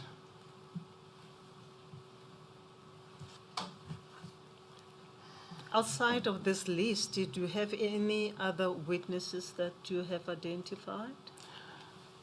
I may mention, Madam Chair, that there is an officer who was with the late Superintendent Konko inside the vehicle when they were ambushed and fired at. And I was made to believe that is an important witness, and he has to be called. He's Superintendent Kanyile, who has deposed to a statement which is in the docket Mapumulo 99/8/2008, if I'm not wrong, the one which could not be traced. The one where the subs said they could not trace it.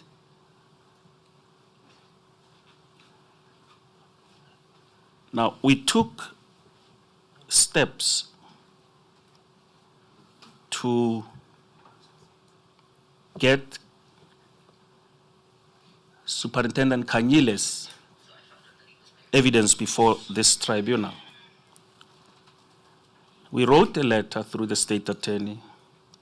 Perhaps you can just tell us whether this witness is ready, and if he's ready, where is his statement? Madam Chair, I'm getting to the point where I'm going to indicate to the panel that this witness has unfortunately passed on. Yes. And we're waiting for documents from subs in KwaZulu-Natal proving that he has passed on, among them the death certificate. Any other witness? I just wanted to put this across, Madam Chair. Yes, we understand. Any other witness? Before I proceed Outside to the another list? witness, Yes. can I put what I want to put across about Kanyile? You may. You may, Counsel. Kanyile Superintendent Kanyile has made a statement, and that statement is available. Now, we would approach this panel in terms of the provisions of the Civil Proceedings Evidence Act for leave from this panel to hand up the... I request that you do that at that time. We're just trying to do housekeeping on the availability of your next witnesses, Advocate Mutlamunyane. Thank you, Madam Chair. That which you are planning to do will happen at the time when you do that. I thought I should put this across so that my learned colleagues should also know. I should not take them by surprise on the day on which I want to do that. You can discuss these matters amongst you. So on the list, as we tick the boxes, Officer Padayaki can be scratched, correct? Correct, Madam Chair. And who is next? Colonel Rolefse. Is he a potential witness?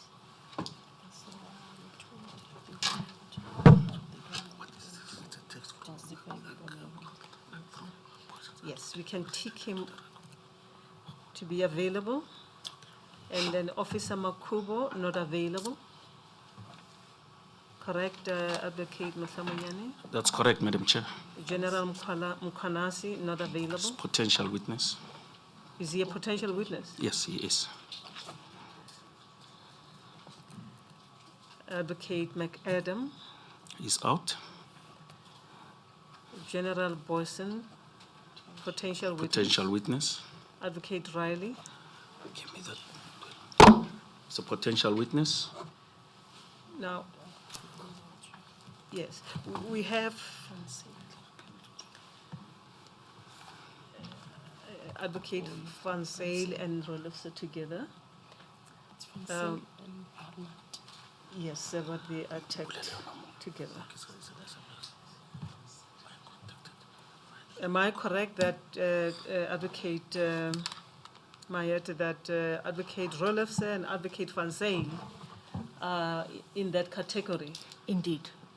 together with Advocate D. Barnett? Indeed, Judge. I understand that Advocate Barnett is for the Chauke team, but as evidence leaders, and we are obliged to assist the panel, and I have offered my learned friend that we have no problem calling him. Yes, we see we have a number of advocates in this list. And I don't understand why it is difficult to get the statements of advocates. They can prepare their own statements. You are saying something, Advocate Mtshweni? You can prepare their statements. They can prepare their statements and then pass them to you. And you can do a very short consultation to clarify issues with them. Why does it take so long for advocates to present their statements? I don't understand. Is there a problem? There seems to be a problem, Madam Chair, which we don't know where it emanates from. One of the witnesses that I consulted was Advocate Beki Manyati, and I prepared his statement as well, very short statement. He testified in the Mokoro Commission, but he was not willing to testify at that stage. He said, let's first wait for Advocate Batohi's evidence to be finalized. So there seems to be problems that perhaps we are not aware of. Now that we have spoken about this list, do you know whether Advocate Batoi is keen to come back? We don't, From Madam the Chair. application pending, she says she may come back, if she comes back. So we still don't know. Have you spoken to her? No, we have not spoken to her, Madam Chair. We can only hope that she comes back. We thought we should perhaps wait for the application to be finalized. But why so? Because you called this witness at the outset? I would have imagined that you would want to finish her evidence. Because she's still under oath. We thought, because she's still under oath, let's perhaps not talk to her.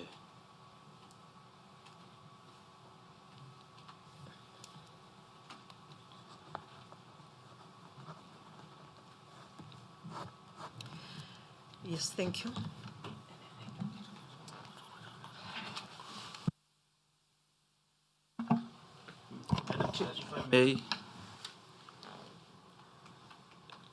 A message here has just got in from the advocate on behalf of General Poison, who says, who confirms attendance of General Poison on the 8th of April. If it helps. What Confirms what? attendance of General Poison on the 8th of April. Does he say anything about his statement?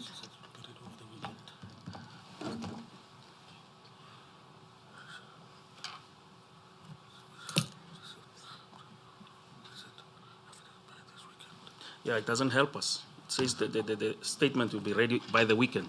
It doesn't help us. It doesn't help us really.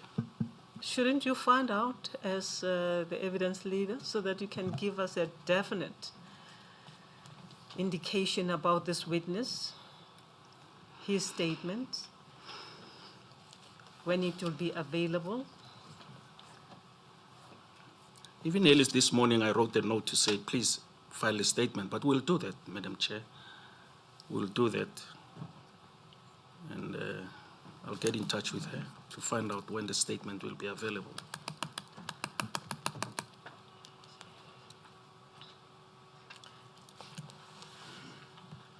Do you have a plan as to whom you are going to call if Major General Boyson does not come, or even if he comes, his statement comes late? Because we will not start this hearing without having read his statement. So you should be having Plan B, at least. Plan B will be Advocate Riley. When should we expect? If I might come in, given the exigency of the matter, we'll try and also have it circulated at the latest over the weekend. It's not a long statement like Major General Poison's, and we'll also make arrangements that if she can't fly up here, then that necessary arrangements be made that she testifies virtually from Cape Town. Who, Advocate Riley? Advocate Riley, yes. But if the statement is short, why can't we have it tomorrow? Because I still need to send it to her for her inputs, but it mainly talks to the report. We'll do our best that at least by Friday, that it be filed by Friday. Or we'll just have to forfeit our trips to Moria and make sure that it's filed. Well, we have tomorrow and Thursday, so you can file that statement by Thursday, We'll do our which best. is a working day. Yes. Friday is not a working day. Nobody's going to pick up that statement online. So if you can file Advocate Riley's statement by Thursday, before the end of business, so that it can be picked up by the secretary, then we can be alerted We'll do so. wherever we will be. It will also help Advocate Chauke's team also to access that statement and make copies, whatever they would want to do. We'll do so, Madam Chair. We are therefore placing you on terms to file their statement by Thursday, Advocate Mchene, please. We'll do so, Madam Chair. The next statement will be that of, because I'm trying to assist you in lining up your witnesses. I believe it will be that of Van Zyl, Advocate Van Zyl, and Rulofsen.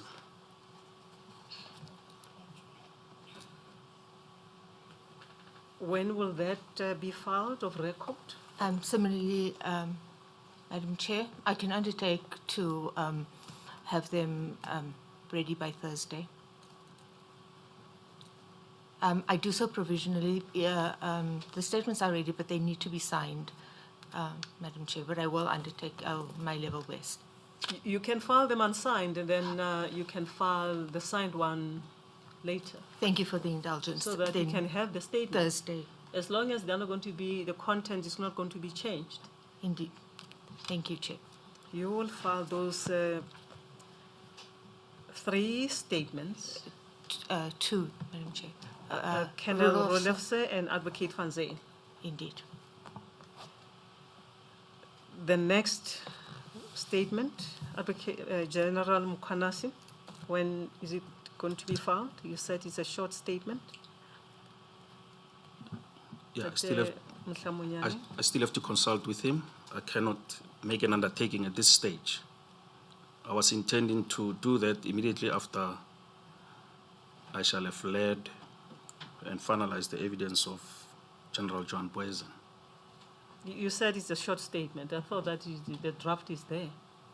There is a draft, but I still need to sit with him.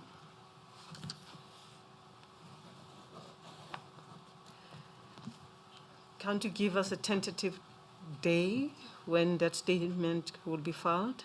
We're trying to get our house in order. It's difficult for me to say so because I still have to have General Mukwanasi available he should be available for my purposes to finalize the statement.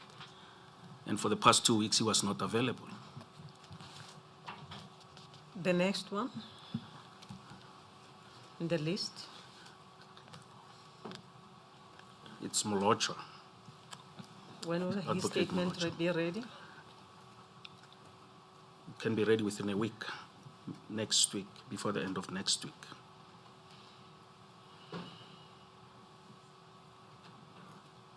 Please give us the day.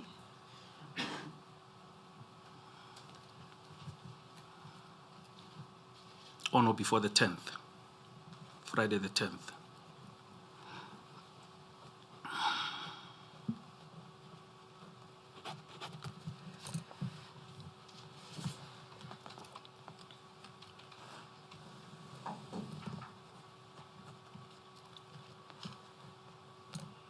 Might I request you, counsel, that when you file the statements, do also file a list of documents that you are going to use so that we can have them all lined up behind us to avoid what happened today.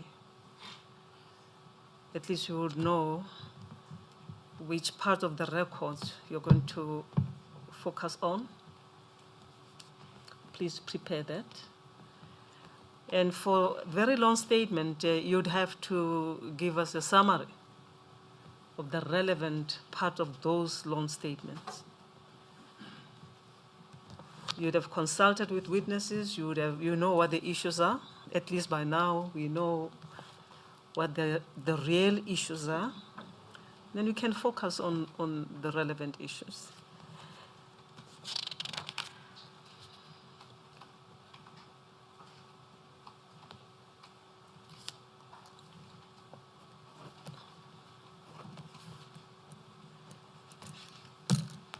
Should we therefore assume that on the 8th we'll start with either Major General Boyson or Advocate Riley? Indeed, Madam Chair. Advocate Mchweni is nodding. The recording machine won't see the old nodding. But we accept, counsel, that we will work on that basis.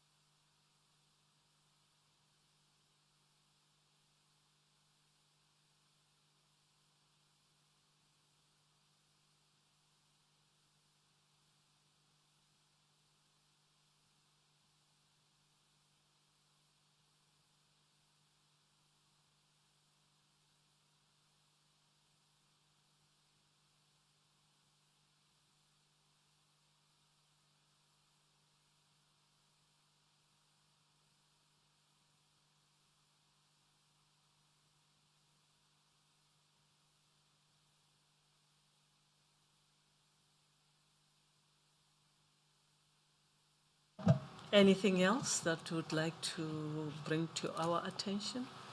Advocate Gaitobe? Madam Chair, the only thing to say, it looks like the clearest witness that will be here on the 8th is Advocate Riley. If we could ask for that statement to be circulated on Thursday and perhaps for the panel to actually make an order that it should be circulated on Thursday. Thank you, Madam Chair.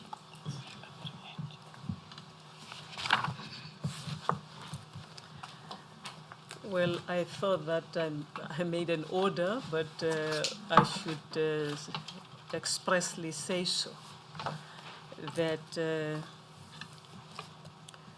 the evidence leaders are directed to file of record the statement of Advocate Riley by Thursday. What is the date?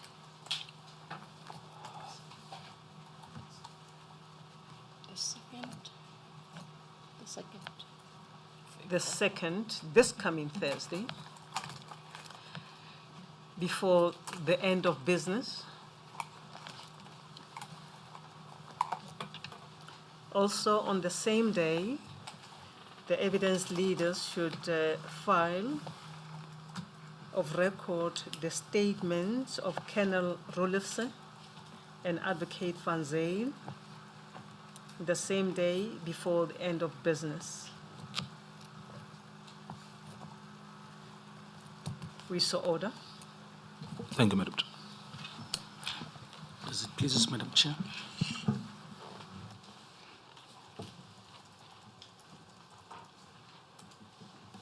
We are going to adjourn until Wednesday, the 8th of April, 2026, to resume with the evidence of the witnesses for the evidence leaders. We would like to place on record also that the time allocated for the witnesses called by the evidence leaders will be the entire of April.